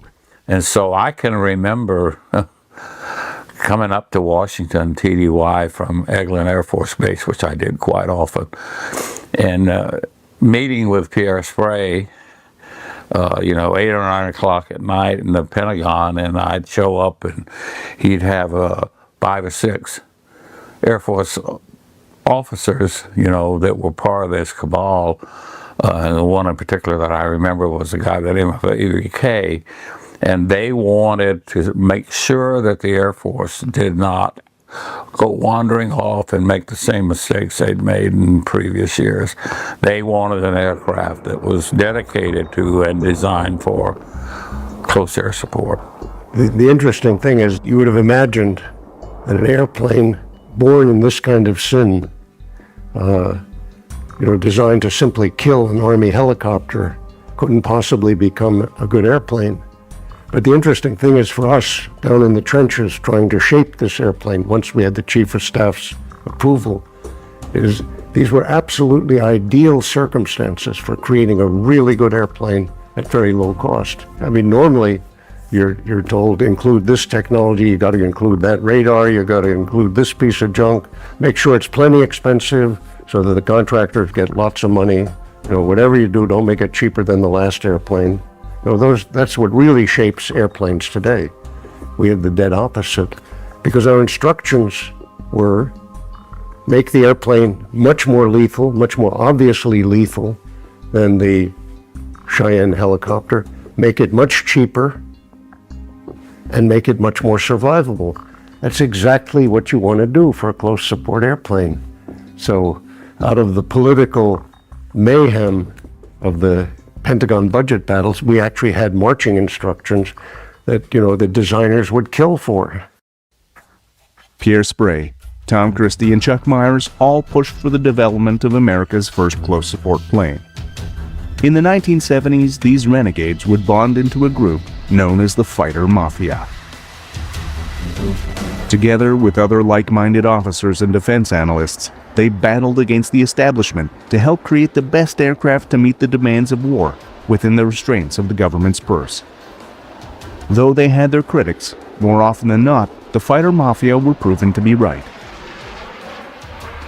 Sprey worked closely with contractors, including Northrop and Fairchild, and reviewed hundreds of designs in the quest to make the ultimate close support plane. But what exactly are the ingredients of such an aircraft? The primary things you have to be able to maneuver very well at low speed, and that's both to get close to the target so you can distinguish friends from enemies, You can pick up things that the ground guys can't see. And very important, particularly since some of this focus was on Europe, you have to be able to fly under weather. When you've got clouds at 1,000 feet, 500 knot jets become hopeless. You have clouds at 1,000 feet and you have hills that are 500 feet high, and you try to come booming down through those clouds at 500 knots. That's simply not feasible. The aircraft also needed to be capable of loitering over targets for extended periods, at least 2 and hopefully 4 hours with a full bomb load, 250 miles from base. If a plane had to leave the battle to refuel after just a few short minutes, it wouldn't be around long enough to provide any real support. The A-1 pilots were adamant about this, and about the need for an excellent radio communication system. You had to have great communications. This was in a day, and by the way, the day extends to today, when essentially no Air Force airplane could talk to the ground. They had radios that deliberately could only talk to other Air Force airplanes or to headquarters or to Air Force radar airplanes, and no direct way to talk to a guy, holding a small tactical radio sitting in a foxhole. My A-1 guys were so insistent on that, they just pounded it into me every day. You can give up anything else, don't give up those radios. That's how important they were. Another key element of close support aircraft is survivability. Pilots going on such a treacherous mission, close to enemy fire, need to have a reasonable chance of coming back in one piece. You can't ask pilots to go into an environment this dangerous to airplanes if you can't guarantee them that they're going to, for the most part, get home. And so we put a huge amount of work into survivability. There was so much attention paid to the aircraft being able to survive in what was forecast to be a very critical environment that we were going to be flying in with a lot of air defenses. In particular, the 23 millimeter gun system that the Soviets allegedly were fielding in great numbers. You put a 22 rifle into any modern jet, a 22 rifle bullet into any modern jet, and it will penetrate the tank, will very likely create a leak or light a fire, and the leak itself will catch on fire if it's right next to the engine. Well, a lot of attention, unprecedented attention was paid to that whole concept of reducing the vulnerable areas being given a hit. Will you go down or not? A plethora of survivability specifications were laid out for the AX. Using cables rather than flammable hydraulics to control the flaps and other control surfaces, and building the structure of the aircraft the old-fashioned way, with spars covered by skin, a feature that allowed the old A-1s to return home with gaping holes in their wings. But perhaps the greatest feature of the AX was, of all things, a titanium bathtub. We demanded armor, essentially completely around the pilot, certainly up to this level, from the front, the back, and everywhere, that would stop an American .50 caliber bullet or the Russian equivalent.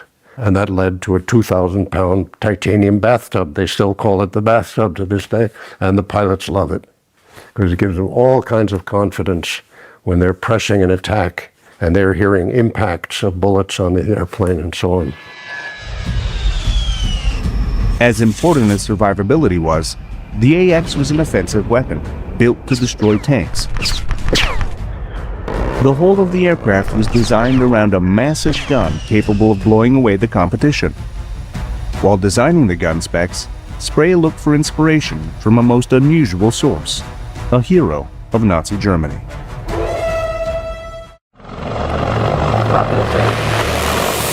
In the 1960s, the U.S. Air Force had a helicopter in their crosshairs. Surprisingly, it did not belong to one of its opponents behind the Iron Curtain, but rather the U.S. Army. The costly Cheyenne helicopter, built by the Army to support its troops, was seen as a potential drain on the Air Force's own projects. To counter this rotorcraft, the Air Force began drawing up the specifications for a new close support plane known as the AX. It was an aircraft and mission the Air Force really didn't want. However, the team at the Pentagon behind the AX saw things differently. They saw supporting troops on the ground as one of the most important missions, and they set about to build what would become one of the Air Force's most lethal weapons.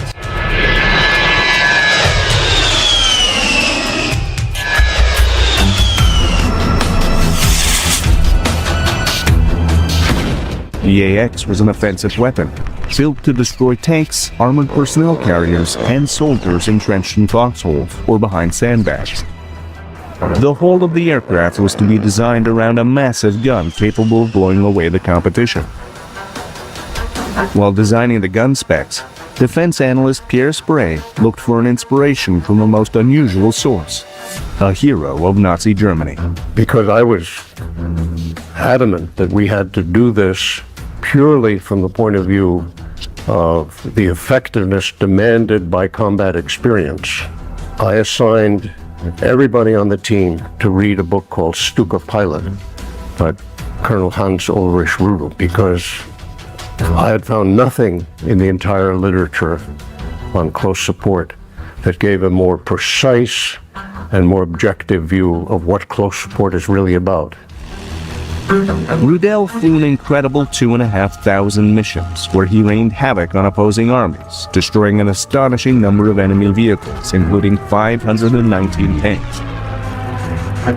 His tank-busting aircraft of choice was a specially modified Stuka, armed with two 37mm cannons. Sprey began a worldwide search for a caliber of bullet powerful enough to pierce Soviet tank armor, while not so large as to make it unwieldy for an aircraft to fire. He found the perfect bullet in the land of fine chocolate and watches, Switzerland. Munitions manufacturer Oerlikon produced a devastating 30mm round, which penetrated with Swiss watch-like precision. Now that Sprey had found his bullet, he had to figure out a way to fit 1,000 rounds worth on the AX. The massive amount of ammo was housed in a drum 3/4 the size of a Volkswagen. Of course, when we started sizing the weapon, see how big it was, a huge ammunition storage, because we wanted enough ammunition for 20 repeated passes. See, that was part of the long loiter, long endurance. It's not just hanging around, you also have to hang around and be dangerous, have weapons. Carrying so much ammo in such a powerful weapon, the AX might be best described as a flying piece of artillery.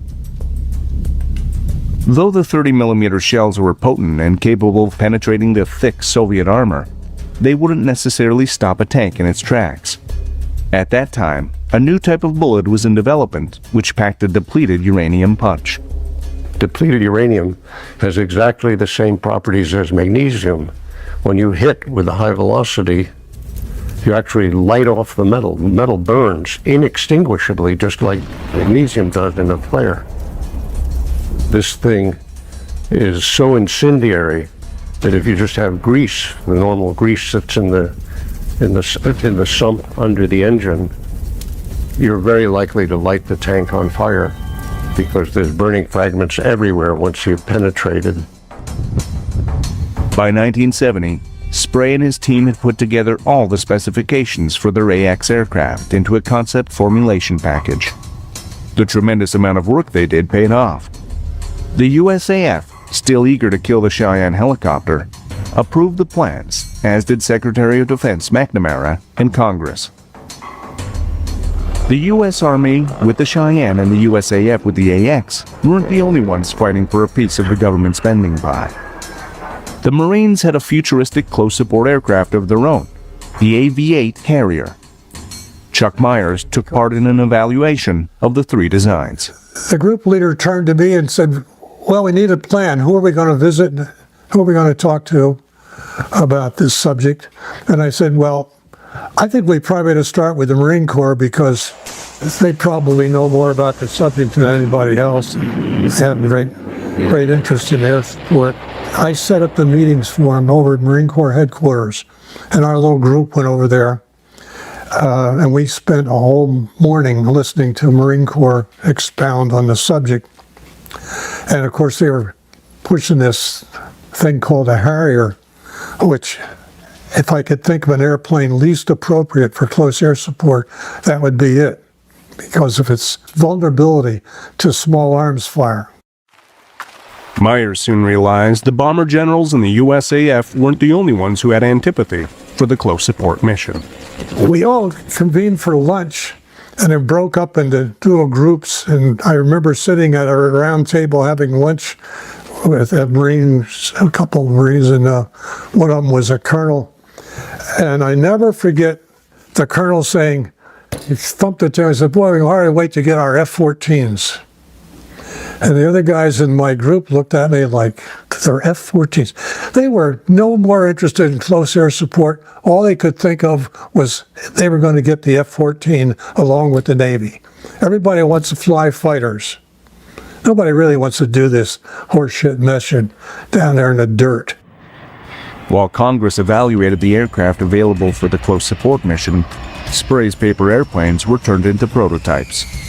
When it came to testing, Spray once again carved his own path. I had felt very strongly all along that the right way to do this was to get prototypes built, 2 or 3 prototypes by each company, and have a real firing shoot-off, a competition, a fly-off. The A-9, A-10 were the 2 entries into the AX program, which was our first foray into a fly-off. That was a different approach. The 4 aircraft, 2 from each company, were flown over a period of many months at Edwards Air Force Base. That had never been done in the Air Force before. They built lots of prototypes, and people were very reminiscent and very nostalgic about how great it was when we built one, but they never flew against each other. They were kind of engineering models. They went to Edwards Air Force Base. The test pilots flew them, clocked how fast they flew, how long, how high, how fast, and then kind of on paper compared them to other airplanes. We didn't want that. We wanted a real competition where you went and did the mission as realistically as you could with 2 manufacturers fighting it out, and the guy who did the mission best would win. Northrop and Fairchild Republic were given a little over a year to construct 3 prototypes each, 2 flying and 1 in pieces just for test fire experiments. The possibility of being struck by ground fire was a reality of the close support mission, something not factored into the designs of most jets of the era, which made them vulnerable to attack. Spray challenged aircraft manufacturers Northrop and Fairchild to design planes which kept the volatile fuel supply and the hot-burning engines as far away from each other as possible. While Northrop buried the engines next to the fuselage, Fairchild came up with their own innovative solution. Fairchild came up with a superb solution. They have the engines out on pylons away from the fuselage. There's no fuel between the engines. All the fuel is way forward in the wings, and it's brought a lot of pilots home. There would have been in airplanes that were burning and crashing. Spray once again rattled the establishment, this time with his choice of test pilots. We had the shoot-off at Edwards Air Force Base. Half the pilots were test pilots. This was another huge battle. Half of them were fighter pilots, real pilots, which was crucial because we were going to do so much bombing and strafing. That's not something the test pilots, are particularly adept at. So that was another revolution, another bureaucratic mess.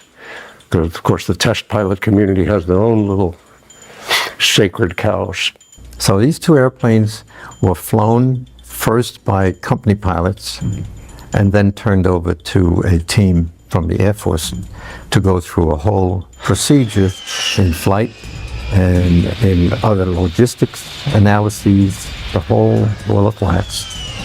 It was an extremely close competition between Northrop's A-9 and Fairchild's A-10. It was hard to choose a winner before counting up all the bullet holes and tallying up the scores on each test.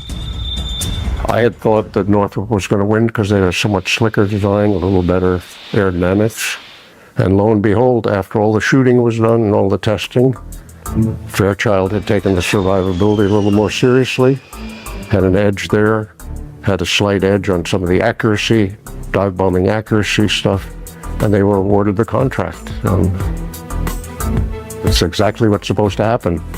The guy you didn't think was going to win won because he did a little better. It was pretty close, though. It was a really tight race. We wouldn't have been badly served by either airplane. The A-10 Thunderbolt II was named after another legendary close support aircraft, the P-47 Thunderbolt. The A-10 was an excellent design, but Fairchild still had to work out some serious technical issues. We were doing all the follow-on tests on the A-10, primarily gunfire. because when you were firing guns, the engines would quit. And when the engine would quit, it would be very quiet. I mean, you didn't hear, it wasn't like a compressor stall where it makes a lot of noise. It would just, the temperatures would go up on the engines and ruin them, or and the RPM would come down. So I flew thousands and thousands of rounds at the ground to try to solve this engine problem. The problem with the A-10 with the engines were twofold. One, with the gun gas going in the engines and causing the engine to quit. The other one was pulling high angle attack or high turn rates, because the airplane had good handling qualities, so nothing bad happened aerodynamically. But the engines couldn't stand the lack of the air. So the solution to both problems was to put continuous ignition on the trigger. So anytime you fired that, the continuous ignition came on to both engines. So if it quit, it restarted immediately. And also high angle attack, on angle attack. So ignition comes on at high angle attack. The engines keep running. Well, they don't keep running, but the pilot doesn't know the difference. With the A-10 selected for production, the Air Force found itself in an unpleasant situation. Their motive for supporting the A-10 was always to kill the Army's Cheyenne. In 1972, that became a reality. With the Cheyenne dead, they suddenly had a new close support plane in their hands, an aircraft they really didn't want for a mission they despised. 1972, the Cheyenne was safely dead. It had been killed. The Air Force had accomplished its mission, and now started an unending series of assaults to kill the A-10. There wasn't a month that went by that some general didn't have some idea about how to kill the A-10. The Air Force felt the A-10 was primarily supporting the Army, and they really didn't want that mission. In fact, at one point in time, they were talking about giving the A-10s to the Army. But then the Air Force decided that was their mission, is to fly airplanes and not the Army's mission. So that got to be controversial. So the Air Force said, okay, we'll support the Army. Air Force generals got together with an airplane manufacturer in Texas, Ling Technical Vought, the old Chance Vought company that had been building A-7s for Vietnam. A pretty poor bombing airplane, highly vulnerable, full of flammable hydraulics and all that.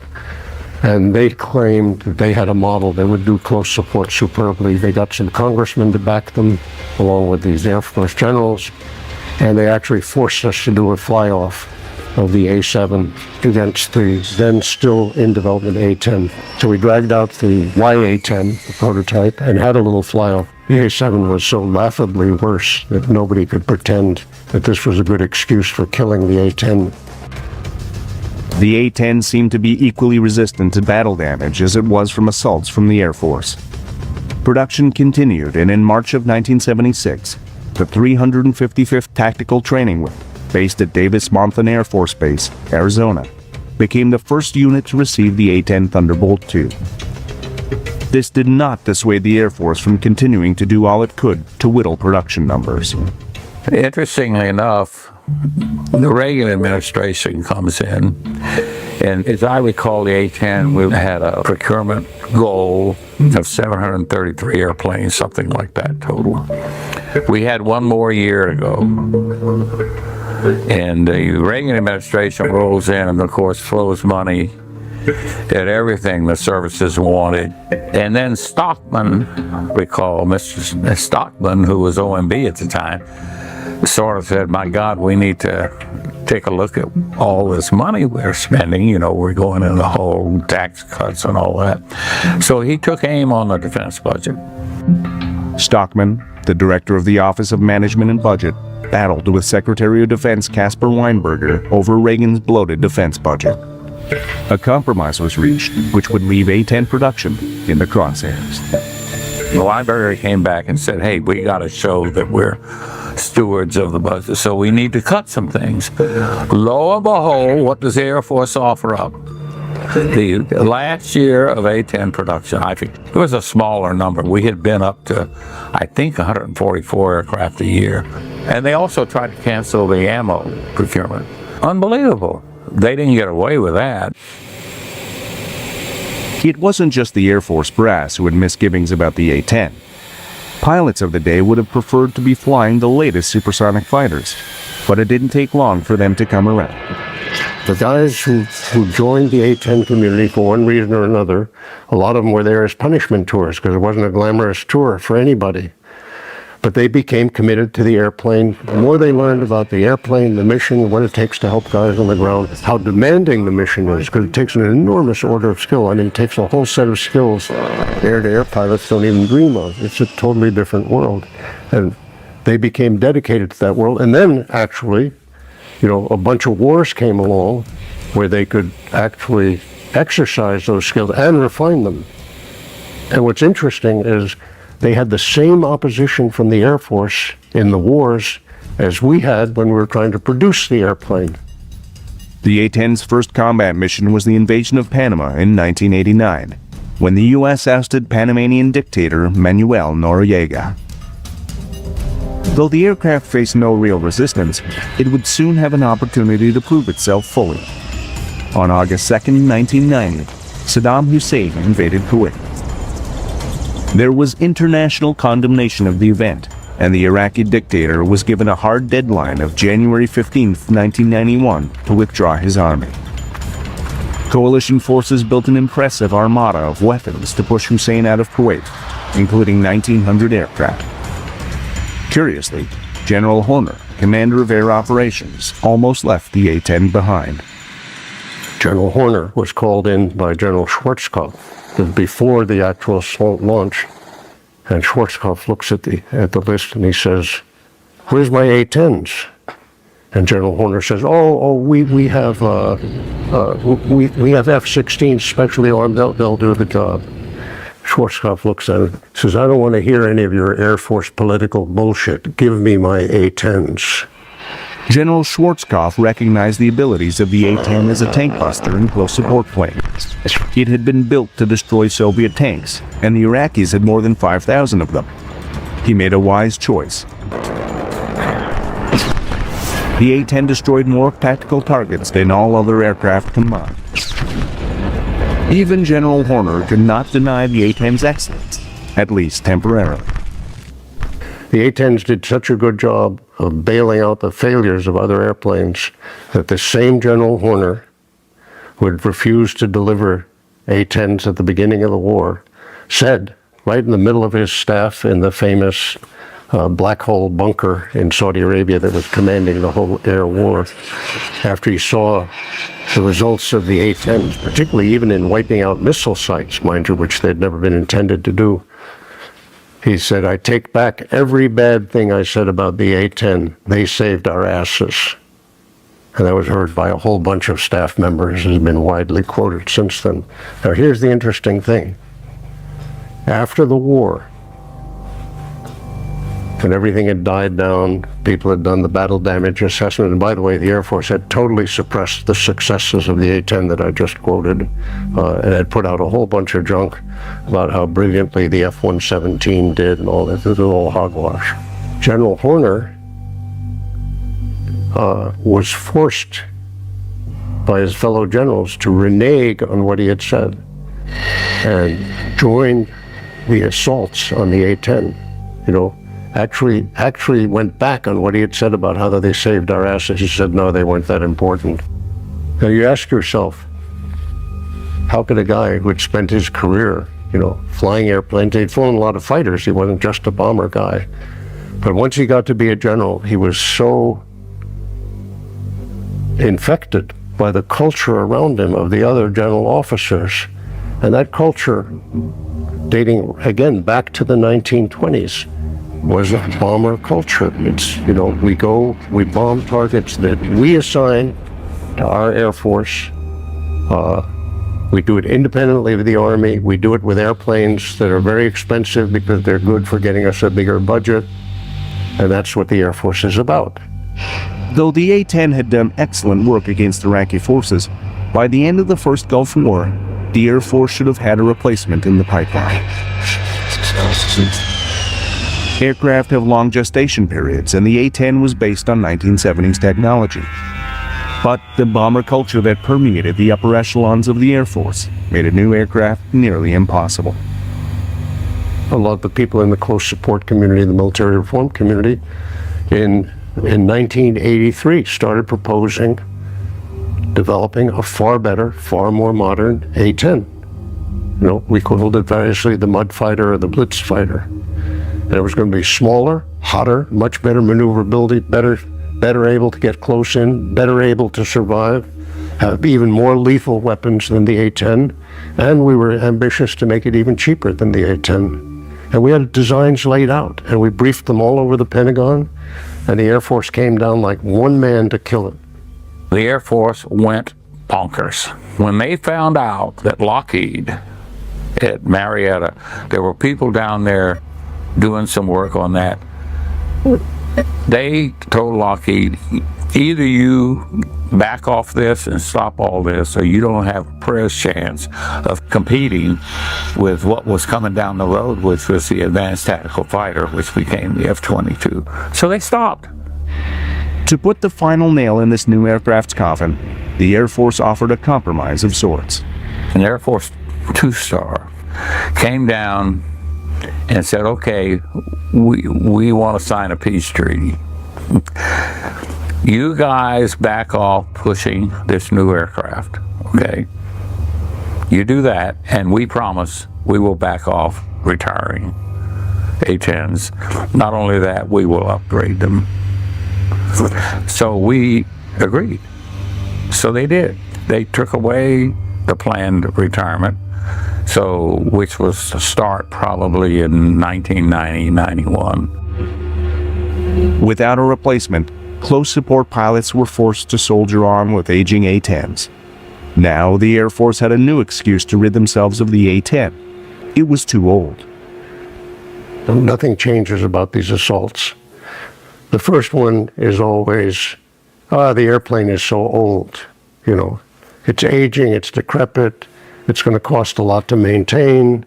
It's a perfectly silly argument. First of all, the A-10 is not the only old airplane in the Air Force. The Air Force generals are defending a far older airplane, the B-52. It's okay, we've so refurbished it and remodernized it, even if it is older than all the pilots, who cares? Well, oddly enough, the same thing is true of the A-10. The A-10 had been heavily refurbished. In fact, it's an amazingly modern airplane now. First of all, most of the fleet has been re-winged, although the Air Force is now trying to steal that money for the F-35, the re-winging money. But most of them have already been re-winged and will be good to 2040. Secondly, it's completely false that older airplanes get more expensive to maintain. The older airplanes, B-52 included, are vastly cheaper to maintain than any of the new airplanes that replace them. And they're just like old cars. If you find somebody to make the parts, you can keep a car going forever, and people who love the car do. As the airplane stands today, there's nothing that can touch it in terms of performing this mission. There's just no way.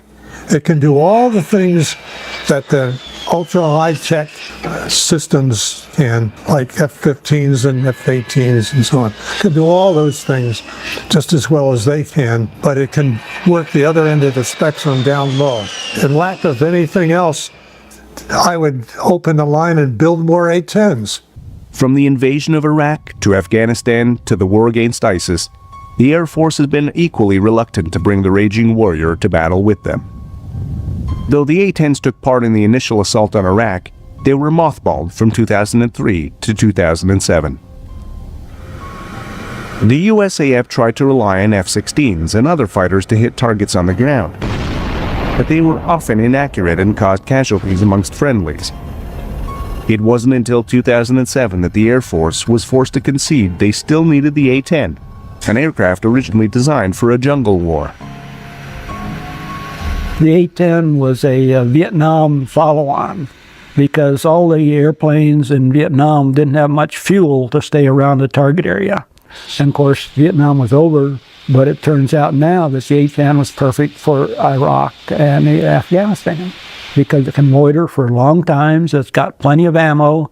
That gun is absolutely outstanding as far as the 30 millimeter. You put the pipper on the target and the first dozen bullets go there. No question. That's where they go. Like the USAF, the Russian Air Force has a dedicated ground support aircraft of their own, the Sukhoi Su-25, an aircraft with an uncanny resemblance to Northrop's A-9. Introduced in 1981, it is still in production, and with multiple upgrades it continues to support Russian troops and the troops of buyers from around the world. The Russian Air Force does not seem to have the same hangups about close support as the USAF, and in 2015, the Su-25 was brought into Syria to combat ISIS. Rather than create a new dedicated close support aircraft, the USAF is pinning their hopes in dollars on stealth multi-role fighter, the F-35. This versatile aircraft was designed to handle the missions of not only the A-10, but also the F-16 and F-18 and Aviate for the USAF, Navy, and Marines. Critics of the A-10 label it a single-purpose aircraft, but could a jack-of-all-trades master any of these missions? Here we are now, with the A-10 obviously now 40 years old, 30 to 40 years old, though it's still got life. And we have one program going, F-35, and that's going to fill all these missions. And that's just outrageous to even, think about that. Multitasking is a huge waste of money because it leads to enormously expensive airplanes. Instead of that $250 million airplane, we could have a great close support airplane for $20 million or $25 million. We could have a great fighter, air-to-air fighter, for $30 or $35 million. And then we could have whatever else you need, a reconnaissance airplane or those other kind of missions that maybe it does. We could have one of those for $30 or $35 million. It's uncertain when the F-35 will be able to take over for the A-10 and how effective it will be. Though the A-10s have been upgraded into the most advanced close support aircraft in the world, the USAF is almost embarrassed to bring them to front lines as they battle ISIS and prepare for a potential conflict in the Ukraine. I agree with the Air Force, It is a disgrace that we're flying that ancient airplane, and it's their fault. Because we should have been started, by the mid-'80s, we should have been started prototyping something that was better than the A-10, and then let it prove that it was better. If it wasn't better, then we wouldn't build it. So we never did that, because the Air Force never wanted to do that mission. Over the years, the A-10 has proven itself the premier close support aircraft in the world. Sadly, it has also become a symbol of the strife between the branches of the armed services. The A-10 was authorized by the Air Force as a means to destroy an Army helicopter. Though it ended up doing an exceptional job supporting the Army, from day one it has been under attack from within. The A-10 still has its detractors, but the resilient aircraft is ready to prove itself if given the chance. As each branch fights for its share of the defense budget, perhaps they are blinded to the bigger picture, that they are at war with their enemies, not each other. Compared to the vastness of the world's oceans, a modern aircraft carrier is just a tiny speck, necessitating the use of advanced spy planes and satellites to monitor its location. In reality, each of America's 14 carriers delivers a powerful impact with the most impressive collection of offensive and defensive aerial weaponry ever deployed at sea. The United States Navy's Carrier Air Wing, featuring the F-14 Tomcat, plays a crucial role in this story. From the initial design sketches to the first operational systems and carrier landings, a modern aircraft carrier is arguably the most well-organized and efficient military system ever created. Aircraft make the carrier viable, but it's the pilots who bring it to life. Tailhook pilots believe they're the best, and who could argue with them? However, they're only as good as the support crew, the technicians who maintain the weapons systems, the mechanics who oversee the engines, the plane captains who ensure they're ready for flight, the handling officer who positions them on the deck, and the air boss who directs their movements. It's a unique community, dedicated people putting their skills on the line every day.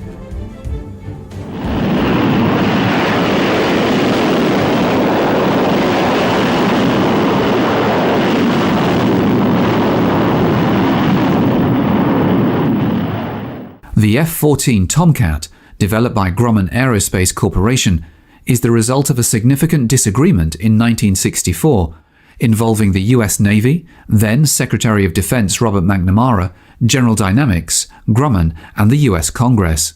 This intense bickering stemmed from a well-intentioned decision by McNamara in 1962 to develop a multi-service tactical combat aircraft with a basic airframe common to both the Navy and the Air Force. That is your bogey.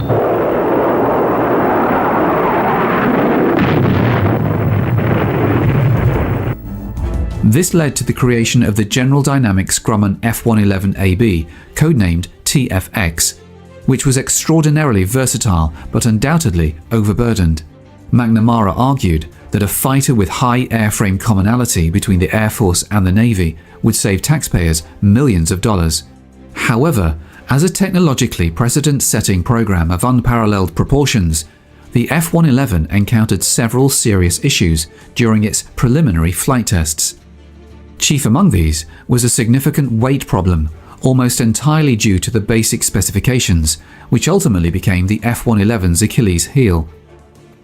It was perhaps the most single important factor leading to the airplane's premature demise.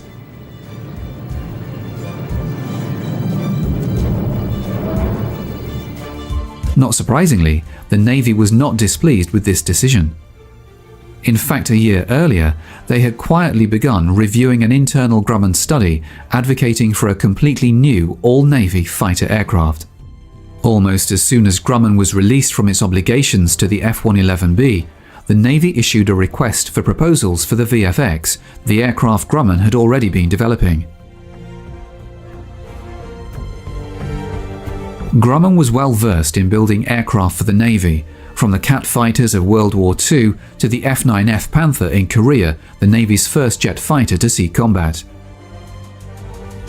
The F-10F Jaguar, a cat ahead of its time, was the first fighter with a variable sweep wing, a concept that proved valuable 25 years later. In between, Grumman designed and built the F-11 Tiger, a longtime favorite of the Navy's Blue Angels, and the Super Tiger, a Mach 2 version that set a world altitude record.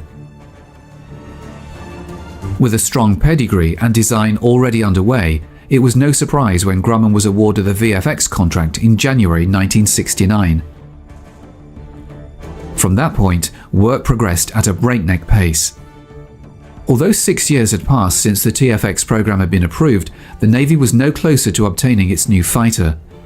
The timeline allowed only 2 years to get the VFX, now known as the F-14 Tomcat, into the air. The same basic engines, Pratt & Whitney TF-30 turbofans, were used. However, these power plants turned out to be the major technical problem for the Tomcat in service. Thousands of design configurations were narrowed down to 8 and then to just 1. In some respects, it wasn't significantly different from the abandoned F-111B. Confident in its abilities and certain that its design would be chosen, Grumman began preparing long lead time materials well before the VFX contract was awarded. The same Hughes AWG-9 radar fire control system was installed, and the design included 2 crew members seated one behind the other, unlike the side-by-side arrangement in the TFX. However, these similarities were only internal. Externally, the design was entirely different. As the VFX mock-up revealed, nothing quite like the Tomcat had ever been seen before. Instead of using a conventional fuselage that integrates crew stations, avionics, engines, and fuel with attached flying surfaces and pylons for weapons, Grumman appeared to start with a giant aerodynamic lifting body. The outer sections of this body were pivoted for variable sweep. Beneath this structure, set far apart, were 2 long engine nacelles with intake ducts extending well forward. With no traditional fuselage, the radar gear and crew stations were housed in a nacelle added to the front of the lifting surface and seamlessly integrated. Although it appeared to be a patchwork of different elements, the entire design blended together remarkably smoothly, maximizing lifting potential while minimizing weight. Many details were modified, but the most noticeable change was in the vertical stabilizer. The Navy wasn't fond of the central fin arrangement, but due to carrier stowage constraints, they could not compensate by increasing the height of the main tail fin. Instead, twin dorsal stabilizers were adopted, giving them a cranked gull appearance when viewed from the front. The front nacelle was resized to improve cockpit visibility for the crew. With the contract secured, Grumman began preparing in earnest for the production of 6 prototype pre-production aircraft and 463 production aircraft. The first flight was scheduled to take place by January 1971, only 2 years away. The first F-14 prototype was rolled out at Calverton, New York, on the 14th of December 1970, and a week later it flew for the first time. Despite the urgency of the program, it was possible to tweak the design as the first few aircraft were being assembled. Most of these changes were cosmetic. As usual, Grumman had got it pretty well right the first time.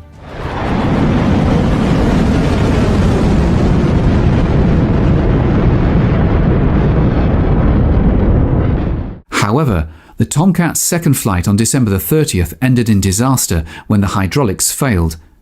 The crew ejected safely, and the accident proved to be only a minor setback.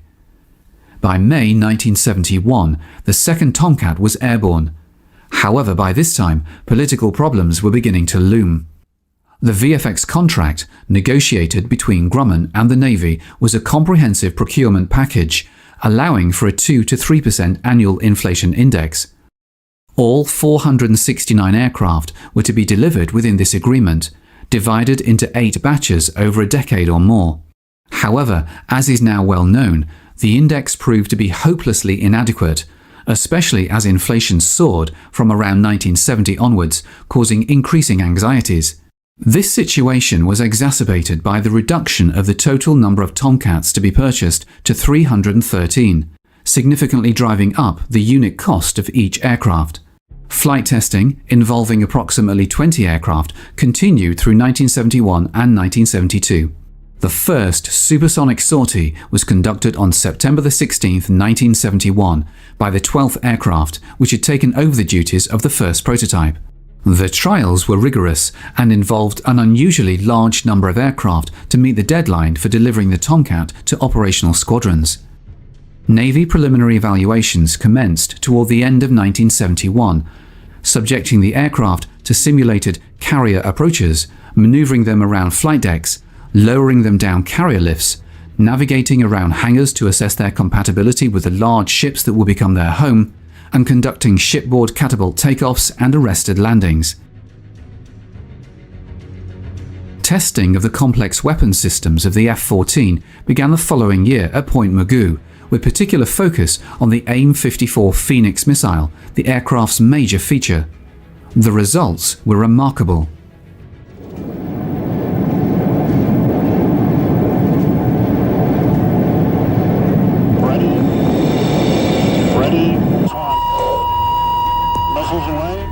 Drones, modified to simulate various Soviet aircraft, were intercepted with exceptional success, achieving unheard-of ranges. In one spectacular trial, for example, a drone doing Mach 1.5 at 50,000 feet was on the receiving end of a Phoenix launched 120 miles away. In another test, a ripple salvo of AIM-54s, spread across about half a minute, successfully intercepted 4 targets at ranges varying between 30 and 50 miles. By June 1972, carrier trials aboard the USS Forrestal had been successfully completed, indicating that the aircraft was ready for operational deployment. Subsequently, in October 1973, VF-1 and VF-2, serving aboard the USS Enterprise, began receiving their first aircraft from Replacement Training Squadron VF-124 at Naval Air Station Miramar near San Diego, California. VF-1 became the first operational squadron to qualify the F-14A for daytime carrier operations in March 1974. By the end of 1979, the Tomcat had been deployed operationally with a total of 14 squadrons. Additionally, it equipped 2 permanently shore-based training units, VF-101 at Oceana and VF-124 at Miramar, respectively supporting the Atlantic and Pacific fleets. The process of replacing the F-4 continued until well into the 1980s, ultimately resulting in an additional 8 frontline squadrons receiving the F-14A. This aircraft has also been issued to second-line echelons of the Naval Air Reserve Force, a process initiated during the autumn of 1984 when VF-301 at Miramar received its first Tomcat. What sets the F-14 apart from all other tactical aircraft flying today is the combination of a high-performance airframe and the multi-shot, multi-target AWG-9 Phoenix weapon control system, marking the most significant advancement in weapon system technology in a generation of fighter development. Virtually impervious to electronic countermeasures, the Phoenix missile is specifically engineered to eliminate multiple maneuvering high-speed targets from extremely long ranges to close in, making it the only air-to-air radar missile with a launch and leave mode.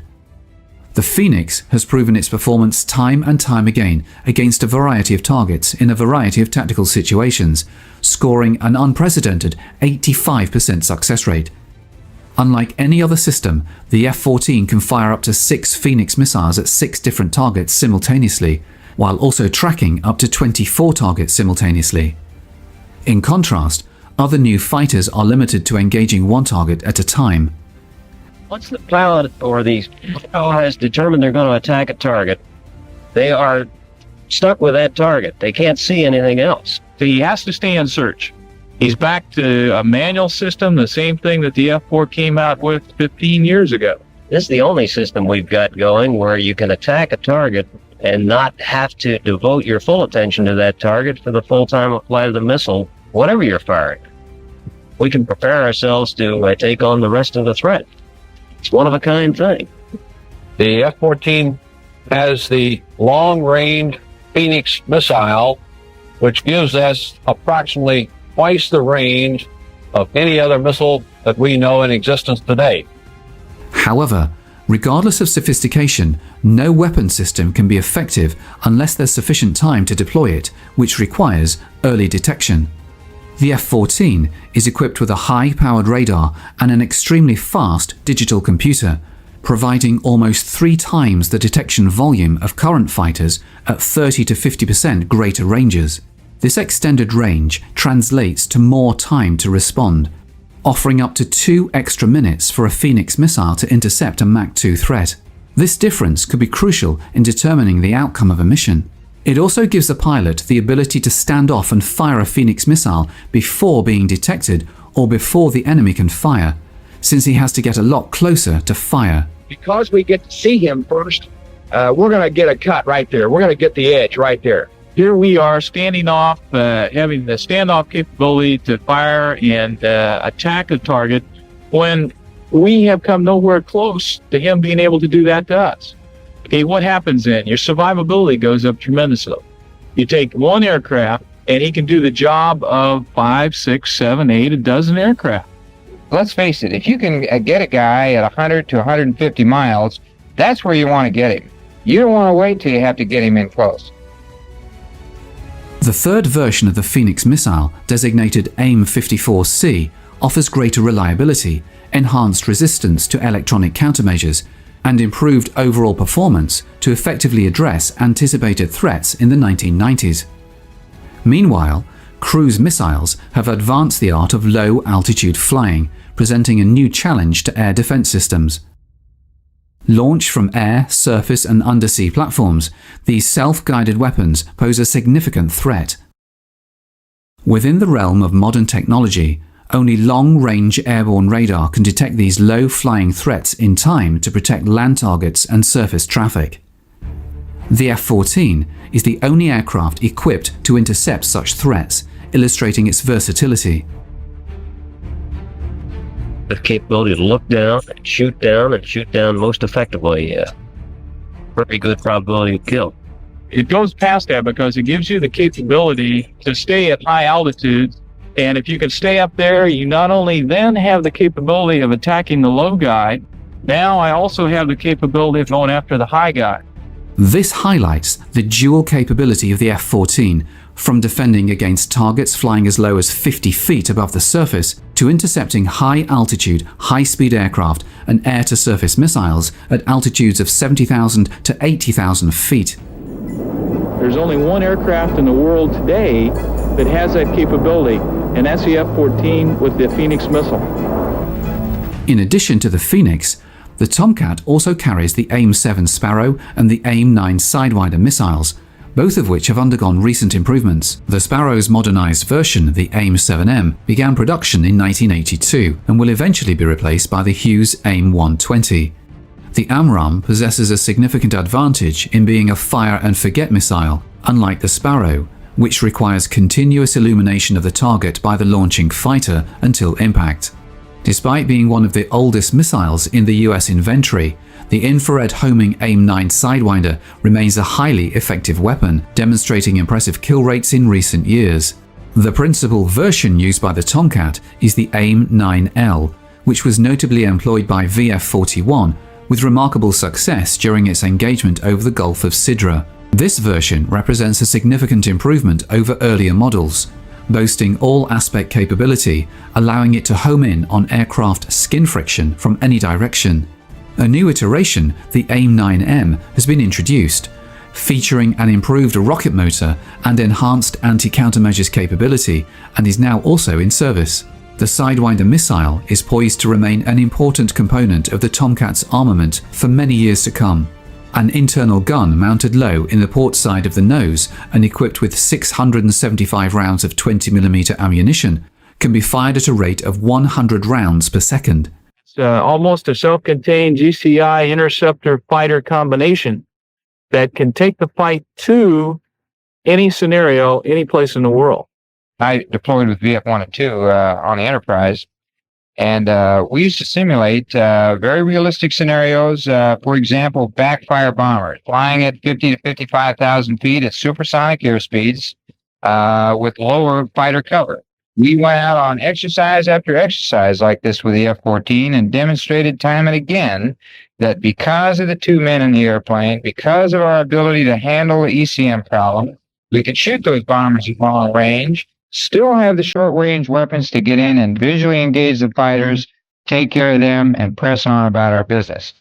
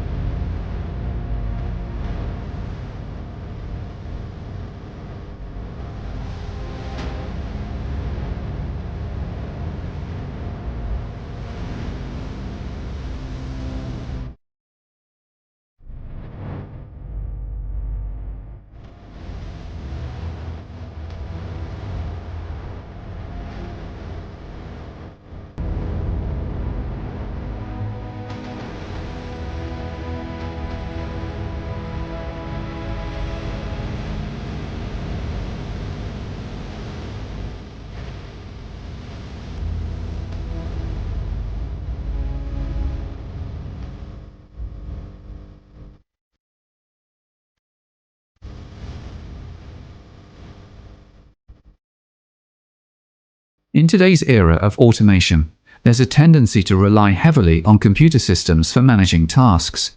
Undoubtedly, computers have enabled us to overcome challenges that would have been insurmountable otherwise. However, we're also aware of their limitations. Despite the F-14 being highly automated, with a computer system capable of processing 3 times as much information as any other fighter, it still operates with a 2-man crew. This setup allows them to fully exploit the aircraft's vast potential by working together.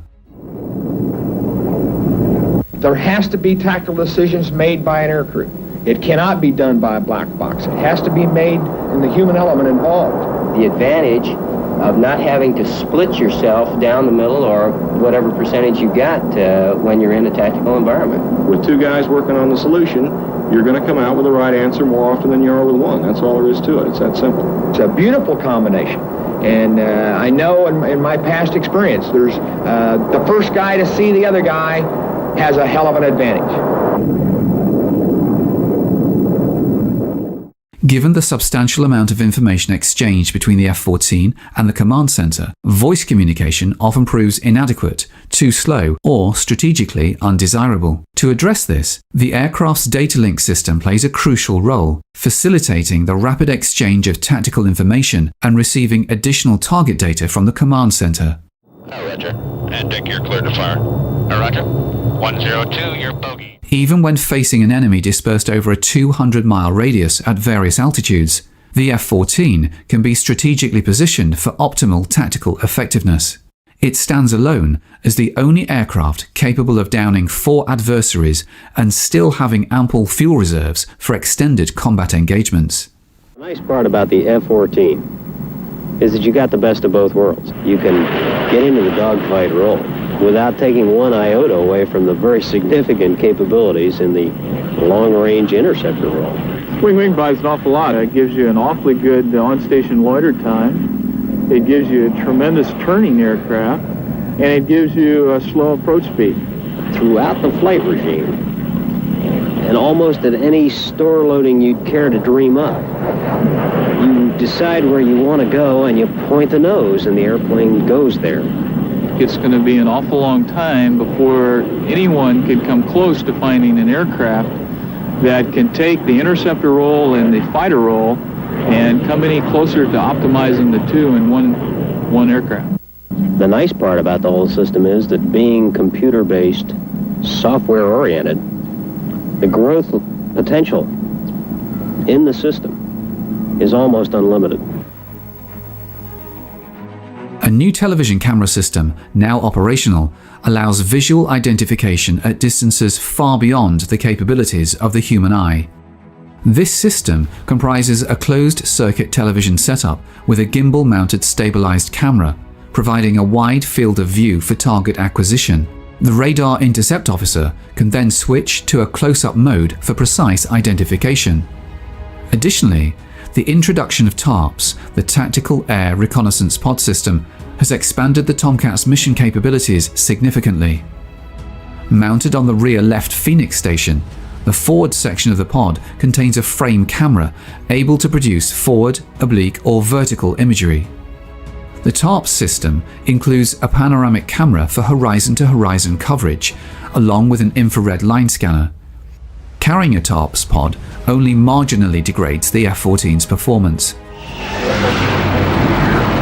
Possible to have 4 good fighter pilots in the airplane perform so well. Despite more than 17 years passing since the Tomcat's first deployment aboard the USS Enterprise, little has changed in subsequent production models. The Tomcats currently being manufactured are essentially identical to those produced during the 1970s at the Calverton production line. This consistency underscores the robust design of the aircraft and its associated AWG-9 weapon system. However, the F-14A has encountered its share of challenges, particularly regarding the TF-30 power plant. Improvement initiatives aimed at the Pratt & Whitney power plant did not fully address some of its shortcomings. The engine remained susceptible to compressor stall and required meticulous handling during air combat maneuvers. Initially, it was planned that the TF-30 would serve as an interim power plant for the F-14A, with production transitioning to an F-14B variant equipped with a definitive engine. In the early 1970s, there was consideration for using a version of the Pratt & Whitney F-100 turbofan known as the F-401 for this purpose. An F-14B prototype did indeed emerge during this period. The F-14B prototype made its maiden flight on September 12, 1973, accumulating a modest total of 33 hours between then and April 1974. This test program was described as reasonably successful, but this was accomplished against a background of financial difficulty, which at one time looked like what had seriously threatened the future of both Grumman and the Tomcat. As expected, the majority of resources were allocated to the continued production of the F-14A, resulting in the F-14B being relegated to limbo despite showing promise. Another variant, the F-14C, which would have introduced new, more advanced electronics, also fell victim to budget constraints, leaving the F-14A as the definitive production model. It wasn't until the latter half of the 1970s that serious consideration was given to re-engineering the Tomcat. The re-engined Tomcat, known as the Super Tomcat, took its inaugural flight from Calverton on July 14, 1981, embarking on a modest series of development flights totaling 30 sorties. These tests revealed significant performance enhancements in almost every aspect. Consequently, in October 1982, a decision was made to proceed with full-scale engine development, resulting in the F-110.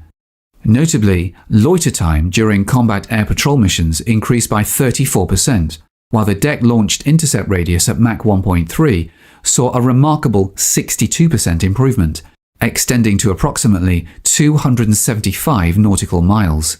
The greatly increased power output also permitted catapult launchers to be made dry without afterburner, a factor which must have greatly impressed the Navy, since some of the earlier accidents had arisen from compressor stall when employing afterburner during launch. The F-110 engine demonstrated remarkable resistance to compressor stall across the flight envelope, allowing for unrestricted power management, a feat impossible to achieve with the TF-30. Despite these impressive results, it will be a couple of years before the Navy decided to adopt this new power plant. The US Air Force took the initiative, ordering the F-110 into production for the F-15 Eagle and the F-16 Fighting Falcon in February 1984. Subsequently, the Navy followed suit, selecting the F-110 to power a new Tomcat model designated the F-14D. While originally intended for installation on the F-14D, the F-110 made its fleet debut in the F-14A+, which was delivered to operational Tomcat squadrons in the spring of 1988. Future Tomcat pilots undergoing undergraduate jet flight training will embark on their first carrier experience aboard the new McDonnell Douglas T-45 Goshawk. This aircraft is a modified version of the British aerospace-built Hawk, adapted for aircraft carrier operations with reinforced landing gear, an arresting hook, and catapult launch fittings. As for the historical context, during the first 5 months of 1968, the United States Navy experienced a MiG kill ratio of less than 3-to-1 in aerial operations over Southeast Asia. The small MiG aircraft engaged both Navy and Air Force fighters in classic close-in dogfights, often outmaneuvering US pilots. The differences in maneuverability, design, and size between US and MiG series aircraft, coupled with the absence of a dissimilar aircraft training program, were identified as major factors contributing to the Navy's low kill ratio.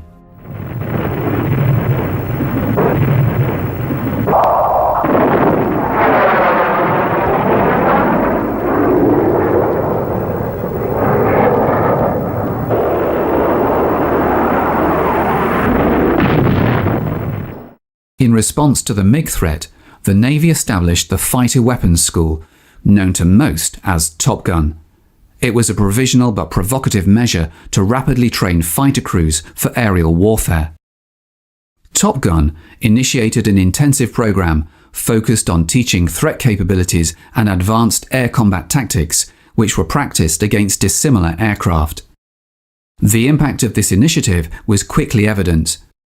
Prior to Top Gun training, pilots with limited combat experience were being pitted against seasoned North Vietnamese flyers and struggled to maintain parity.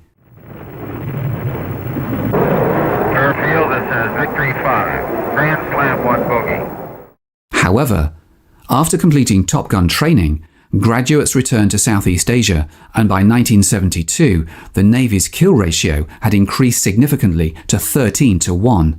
Selecting a pilot for training at Top Gun involves far more than finding a pilot with the best flying skills in the squadron. Candidates, whether from the Navy or Marine Corps, must demonstrate excellent administrative and leadership skills, as well as a crucial teaching ability. In fact, it's more accurate to say that Top Gun trains the best teachers of fighter pilots in the world, rather than just producing top-notch pilots. The ideal Top Gun candidates typically have 400 to 500 hours of flying time and at least one sea cruise experience. These same qualifications apply to Top Gun instructors, who are selected not only for their flying skills, but also for their aptitude for teaching. Top Gun instructors typically undergo a 3-year tour at Miramar. During the first year, they focus mainly on learning how to be effective instructors. The initial 6 months of this period include a familiarization course on A-4s, F-16s, and F-5s, which are the aircraft currently utilized at the school. Following the initial training phase, Top Gun instructors engage in sorties against other squadrons and participate in classroom sessions as either student instructors or student pilots.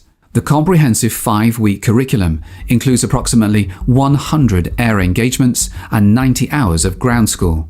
The courses cover the majority of systems used in combat, ensuring a thorough understanding of all relevant aspects. Why do we talk about fighter performance comparison anyway? Well, the main reason we do this is that we want to determine what the strengths of our airplanes are, what the strengths of the bogies airplanes are. Okay, general rules of the road. If you're head on, each aircraft bears to the right or a 4-to-4 pass. Here we'll take the trail man and fly to the echelon into the bank, okay? If we've got a good system, pound that's hooking left every time. I really think we get the average guy, so we say we go for it.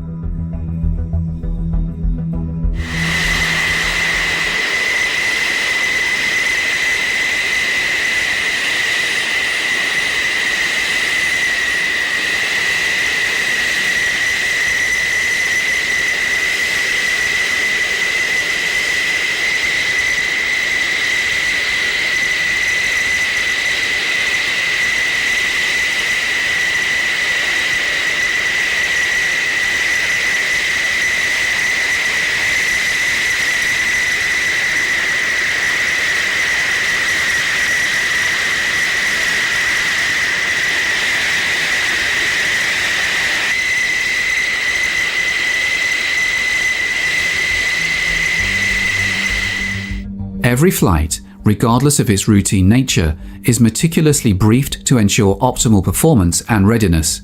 Top Gun emphasizes the importance of teamwork and teaches crews to identify and exploit their opponent's weaknesses effectively. Each crew works together toward a common goal: victory. This emphasis on collaboration underscores the vital role of teamwork in achieving success in aerial combat. For most of the younger fighter crews coming to Top Gun, the hard-to-detect F-5s, F-16s and A-4s are the nearest thing to the MiG family they've ever flown against. The camouflage paint schemes add complexity to the situation, necessitating extra vigilance and teamwork among pilots.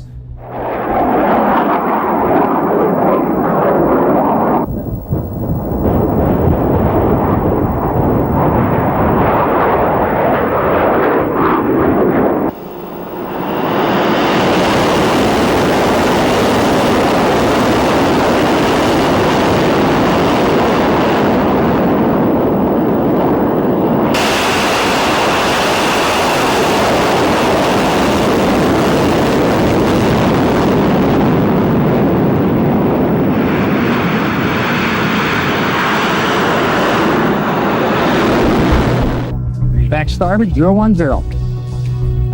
010 now, 3.5. 2.5 miles now, drifting to the right again. 020 at 1.5 miles. Roger, tally ho. Got the hot got the tally on him. Okay, tally ho, that's passing the left side now. Right side up on him. That's right side. Okay, that passes.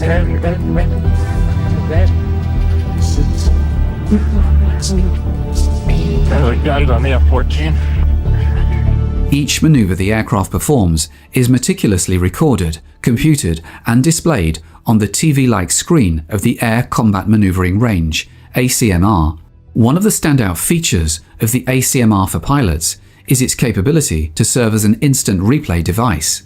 During debriefing sessions following a mission, the entire team can gather to review their performance, analyzing it from various perspectives. Debriefing is a crucial aspect of every mission, allowing for a comprehensive examination of all engagement facets. This thorough review process helps identify areas for improvement and enhances overall performance. During debriefing sessions, pilots meticulously analyze what happened during engagements, how they unfolded, and perhaps most importantly, why they unfolded in a particular manner. They scrutinize details such as altitudes, contacts, and utilize fighter pilot language to reconstruct every dogfight scenario. As pilots review and discuss tactics that proved effective, as well as those that didn't, the process of growth at Top Gun begins. With each engagement, the student's ability and confidence steadily increases. Over time, the student begins to assert their leadership qualities, taking on more responsibility within the group. By the conclusion of the 5-week course, the student finds themselves assuming the role of an instructor, having developed the skills and expertise necessary to guide others through the intricacies of aerial combat tactics. Element number 1 is able to take the offensive, begin to drive the fight. 5 and 6 are reacting to 1, maintaining good mutual support. Second blue element is back into the fight, again with good mutual support. Assisting with a shot. Cockpit view of blue number 5 as he's repositioned will assist his buddy number 6. See the missile fly out. Missile's off the rail. Second missile's off the rail. And the blue coffin indicates the kill. E4 went to the right like we wanted him to. Up high here. We both made a call here, good call on the 2B1 in the lead bogey. Okay? Morning. Today we're going to run our Alpha Strike, and this is the culmination of your training here at Top Gun. Your task today, fighters, is going to be to get a strike group on and off the charge. The Alpha Strike against a simulated land-based target serves as the culmination of the Top Gun course, offering students the opportunity to plan and implement everything they've learned over the preceding 5 weeks. During this exercise, the instructor staff acts as the enemy, challenging the students' ability to engage and neutralize enemy interceptors before they can reach the bomber force. While the combat capabilities of carrier-based fighters and attack aircraft like the Tomcat, F-18, A-6 and A-7 are well understood, a large-scale training mission such as the Top Gun Alpha Strike can uncover issues that may not have been previously considered. This exercise provides valuable insights into the effectiveness of tactics and strategies employed by the students, as well as identifying any potential weaknesses or areas for improvement in their approach. Top Gun aims to teach Tomcat drivers to become not only the best fighter pilots, but also the best fighter pilot training officers in the world. The goal is to develop a plan that will elevate their squadrons to the highest level of readiness, ensuring they're prepared to confront any adversary in any location where the Navy's carrier air wing may deploy. The strike against targets within the Navy's Tactical Aircrew Training Range in Fallon, Nevada, offers an opportunity to record the entire mission, facilitating detailed debriefing and the development of new, effective combat techniques. During these exercises, Top Gun instructors will pilot aircraft such as the F-5s, A-4s, and the newest adversary aircraft, the General Dynamics F-16 Fighting Falcon. The F-16, characterized by its small size, agility, and stealthiness, provides the Navy Fighter Weapons School with a realistic simulation of potential threats encountered in real-world scenarios. In addition to the F-16s, the F-15 Eagles from Nellis Air Force Base will also engage the strike force, adding another layer of complexity to the training scenario and further enhancing the realism of the exercise. This multifaceted approach ensures that participants are exposed to a variety of challenges, preparing them to adapt and respond effectively in diverse combat situations. This is a wrinkle that Top Gun students hadn't figured on. Indeed, one of the fundamental objectives of Top Gun is to imbue Navy and Marine pilots with an unwavering sense of self-assurance. A fighter pilot truly excels when their self-confidence is potent enough to dispel any doubts about their abilities and their aircraft. In the lightning-fast world of aerial combat, pausing to ponder the next move could spell disaster. However, with thorough training, sharp motor skills, finely honed reaction times, and steadfast self-belief, the subconscious takes command, enabling the pilot to react instinctively. This encapsulates the essence of Top Gun, immersing a capable pilot among the world's finest combat aviators, imparting the invaluable expertise that only seasoned minds possess. Through this process, Top Gun shapes pilots into elite warriors, equipped with the skills, confidence, and instincts needed to excel in the most demanding aerial engagements.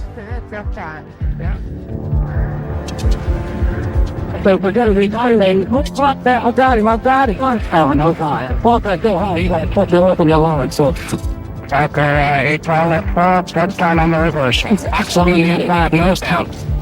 and all on the to get off tires.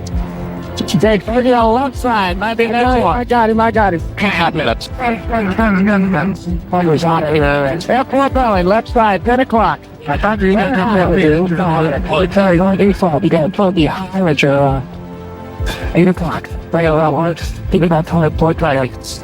I got this. So I don't want to what's in there inside the three. I'm going to kill him.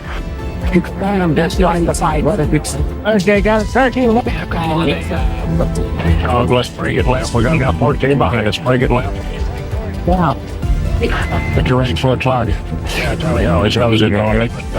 Trouble here.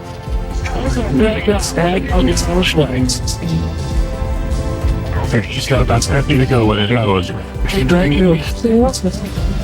Okay, bring it back starboard, dog. Oh, you're about to It's crucial to instill in them the understanding that the fundamentals of aerial combat haven't drastically evolved since 1918, aside from advancements in speed, altitude, and the destructive capabilities of weapons.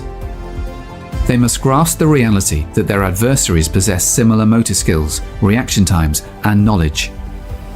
What sets them apart is rigorous practice and comprehensive knowledge. Only through dedicated training and continuous learning can they prepare themselves for the daunting task of piloting a supersonic aircraft and engaging in combat against equally skilled opponents. It's a relentless cycle of training, honing skills, and accumulating knowledge.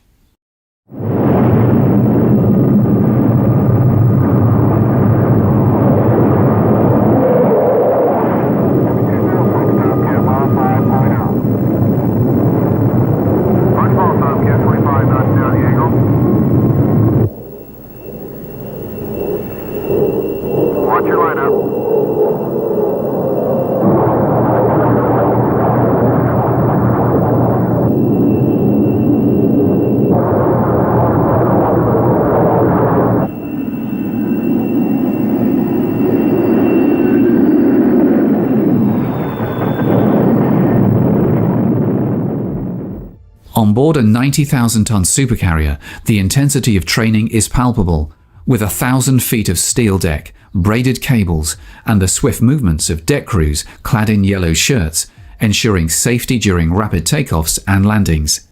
In round-the-clock training exercises, pilots repeatedly face challenges, refining their abilities and readiness for any situation they may encounter in the skies. 17 stories from superstructure to engine room, with a population of more than 6,000 specialists who run this city and manage its air wing of some 90 aircraft. The nuclear-powered capability of the carrier provides unparalleled operational flexibility, enabling sustained high speed and maneuverability, with enough fuel to remain at sea for an impressive 13 years. It serves as a self-sustaining mobile fortress, dedicated to the primary role of projecting US air power with a rigorous training regime for its aircrew. Preparation for the carrier's aircrew involves daily flights, sometimes even twice a day, to hone their skills in various scenarios, including radar intercept, air-to-air combat, strafing towed targets, bombing land targets, and anti-submarine operations.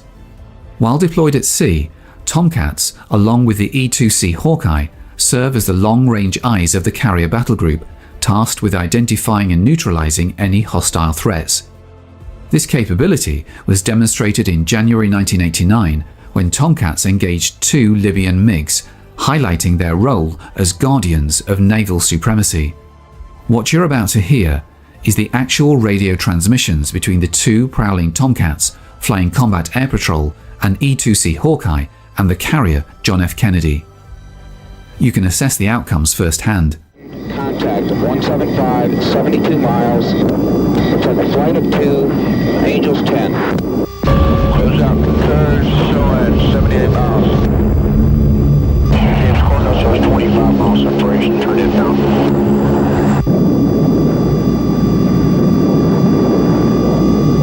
Contacts appear to be heading 315 now, speed 430, Angels approximately 8,000. Roger, Ace, take it north.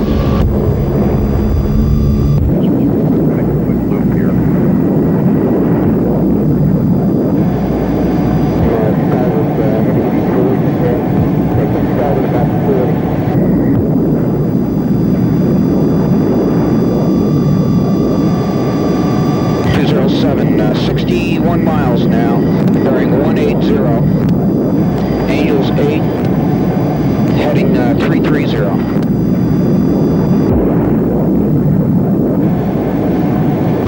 Bravo, let's close out.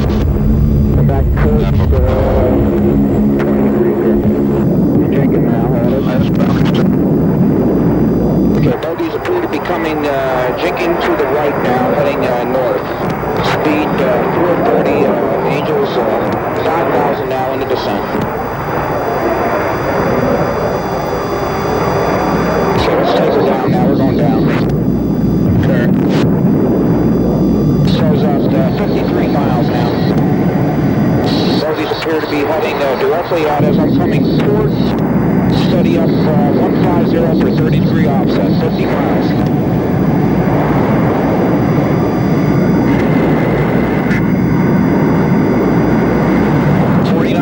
Now, speed 450, Angels 9, I'm going down to 3.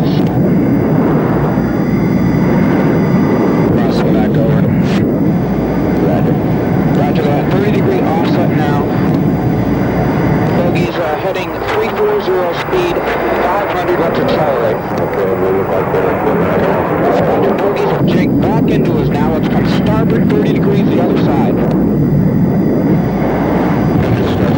Angels, aim to join up set station. Roger, Angels now 11. Steady up. Close out, warning yellow, weapons hold. I repeat, warning yellow, weapons hold. Bravo out. Roger, gypsies. Pass up, Bravo directs, warning yellow, weapons hold. 35 miles here. Roger that, bogies have jinked back into me now for the third time. The nose is on at 35 miles. Angels 7. Bravo, close out, you copy? Okay, I'm taking another offset, starboard, 210. I got one FDOs 30 miles and he's a 13,000 piece of trailer. Roger that, level off here. Okay, bogies jink back into me for the fourth time. I'm coming back starboard, come back port now. Port, 27 miles. 7,000 feet. Port 5. Want to set up bogies 135, 50 Angels 16. Heading 340. Okay. Roger, say bogies. You're in collision now. Hearing. Okay, bogies have jinked back at me again for the fifth time. They're on my nose now. Inside of 2 miles. Master arm on, master arm on. Good light. Good light. Okay, centering up the T. Bogey has jinked back into me again. 16 miles, it's centered to back. Say your Angels. I'm at Angels 5, nose up. Oh, his Angels. Wait a minute. Angels are at 9. Alpha Bravo from 207. 13 miles. Fox 1, Fox 1. Beacon right. Roger that. 10 miles, he's back on my nose. Fox 1 again.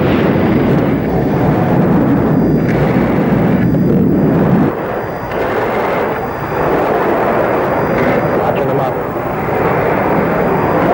6 miles, 6 miles.